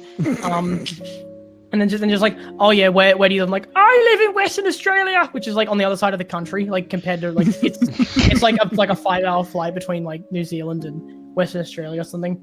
And then he just hung up on me. Like he couldn't take it anymore. Oh, it's I over. was like, "Oh, okay, goodbye, sir. Thank you for playing my game." So yeah, I like vocal stuff. This podcast is never gonna end, is it? I think this is a good time. You want to end it here? Yeah, so All right. thank you. We'd like to thank you, Wylie, for being on the podcast, and thank you all to the audience Yep. for listening in and tuning in to the Apple Orchard This is like podcast. This has been double- episode 4 of season 2. It's like Wait, double how many our episodes are in normal season length. 1? What was in season 1? Season 1 is lost media. It's a mystery, and we will never know. Ah. Surely. That's As terrifying. I say when it's on YouTube, you know, and Spotify. Yeah. Links below. Check out our card. Or Go and look at something. their Go and look at their Spotify. Go and look at their LinkedIn. Make sure you check out their Make sure you check out their their Tetrio account. And Make sure you go and look at their Twitch. on Twitch. But also Then check and out us on Pinterest. check out Wylie. Wylie can't Twitch. Oh yeah, I do Yeah. things. Yeah. I stream. Amazing. Rising streamer guy. Super streamer will be happening April 6th, 6 p.m. Please turn up. I'm scared it's gonna flop. It's not going to It's flop, not Wylie. going to. You Yeah, got no, this. what if everyone gets sick from like COVID 2? Like, oh no. Oh, don't call it now. COVID 2, What oh are no. you- Around the same time Are you getting period some as like well. secret information? You know, you're getting some secret information. Demonte from and I your been cooking neighbors? really hard. We made a new disease. We're that good. Yeah. But It's too Anyways, thanks everyone. goodbye. And, yeah, bye. Goodbye, everybody. We need to rate someone. I Goodbye. cannot make the same mistake as last Goodbye. time. Goodbye. Who Oh are yeah. who Goodbye, do we everyone. rate? Who do we rate? Goodbye, everybody. Goodbye. Who do we Goodbye, everybody. Goodbye, everybody. Goodbye. rate? Who to raid? Who is Goodbye, Moon Man. okay? It's time goodbye. I don't. Moon We'll rate a Man. VTuber, I guess. I don't know who is this. Goodbye. Moon Man. Goodbye. I don't know who this person is, Goodbye. but they seem decent at Tetris. So Goodbye. Goodbye. Goodbye. Goodbye. Goodbye. oh my god. Goodbye. Okay. You're Goodbye. gonna get a record for longest goodbye and longest episode on the Goodbye. podcast. This is amazing. You've got this. Goodbye. Goodbye. Goodbye. Bye. Goodbye. Bye. Bye. The rate now Sexuality button am is I? not Goodbye. being able to be clicked. It's so over. Goodbye. Goodbye. Welcome back to the Apple Orchard Podcast. Hi. Hi. I Have you rated yet?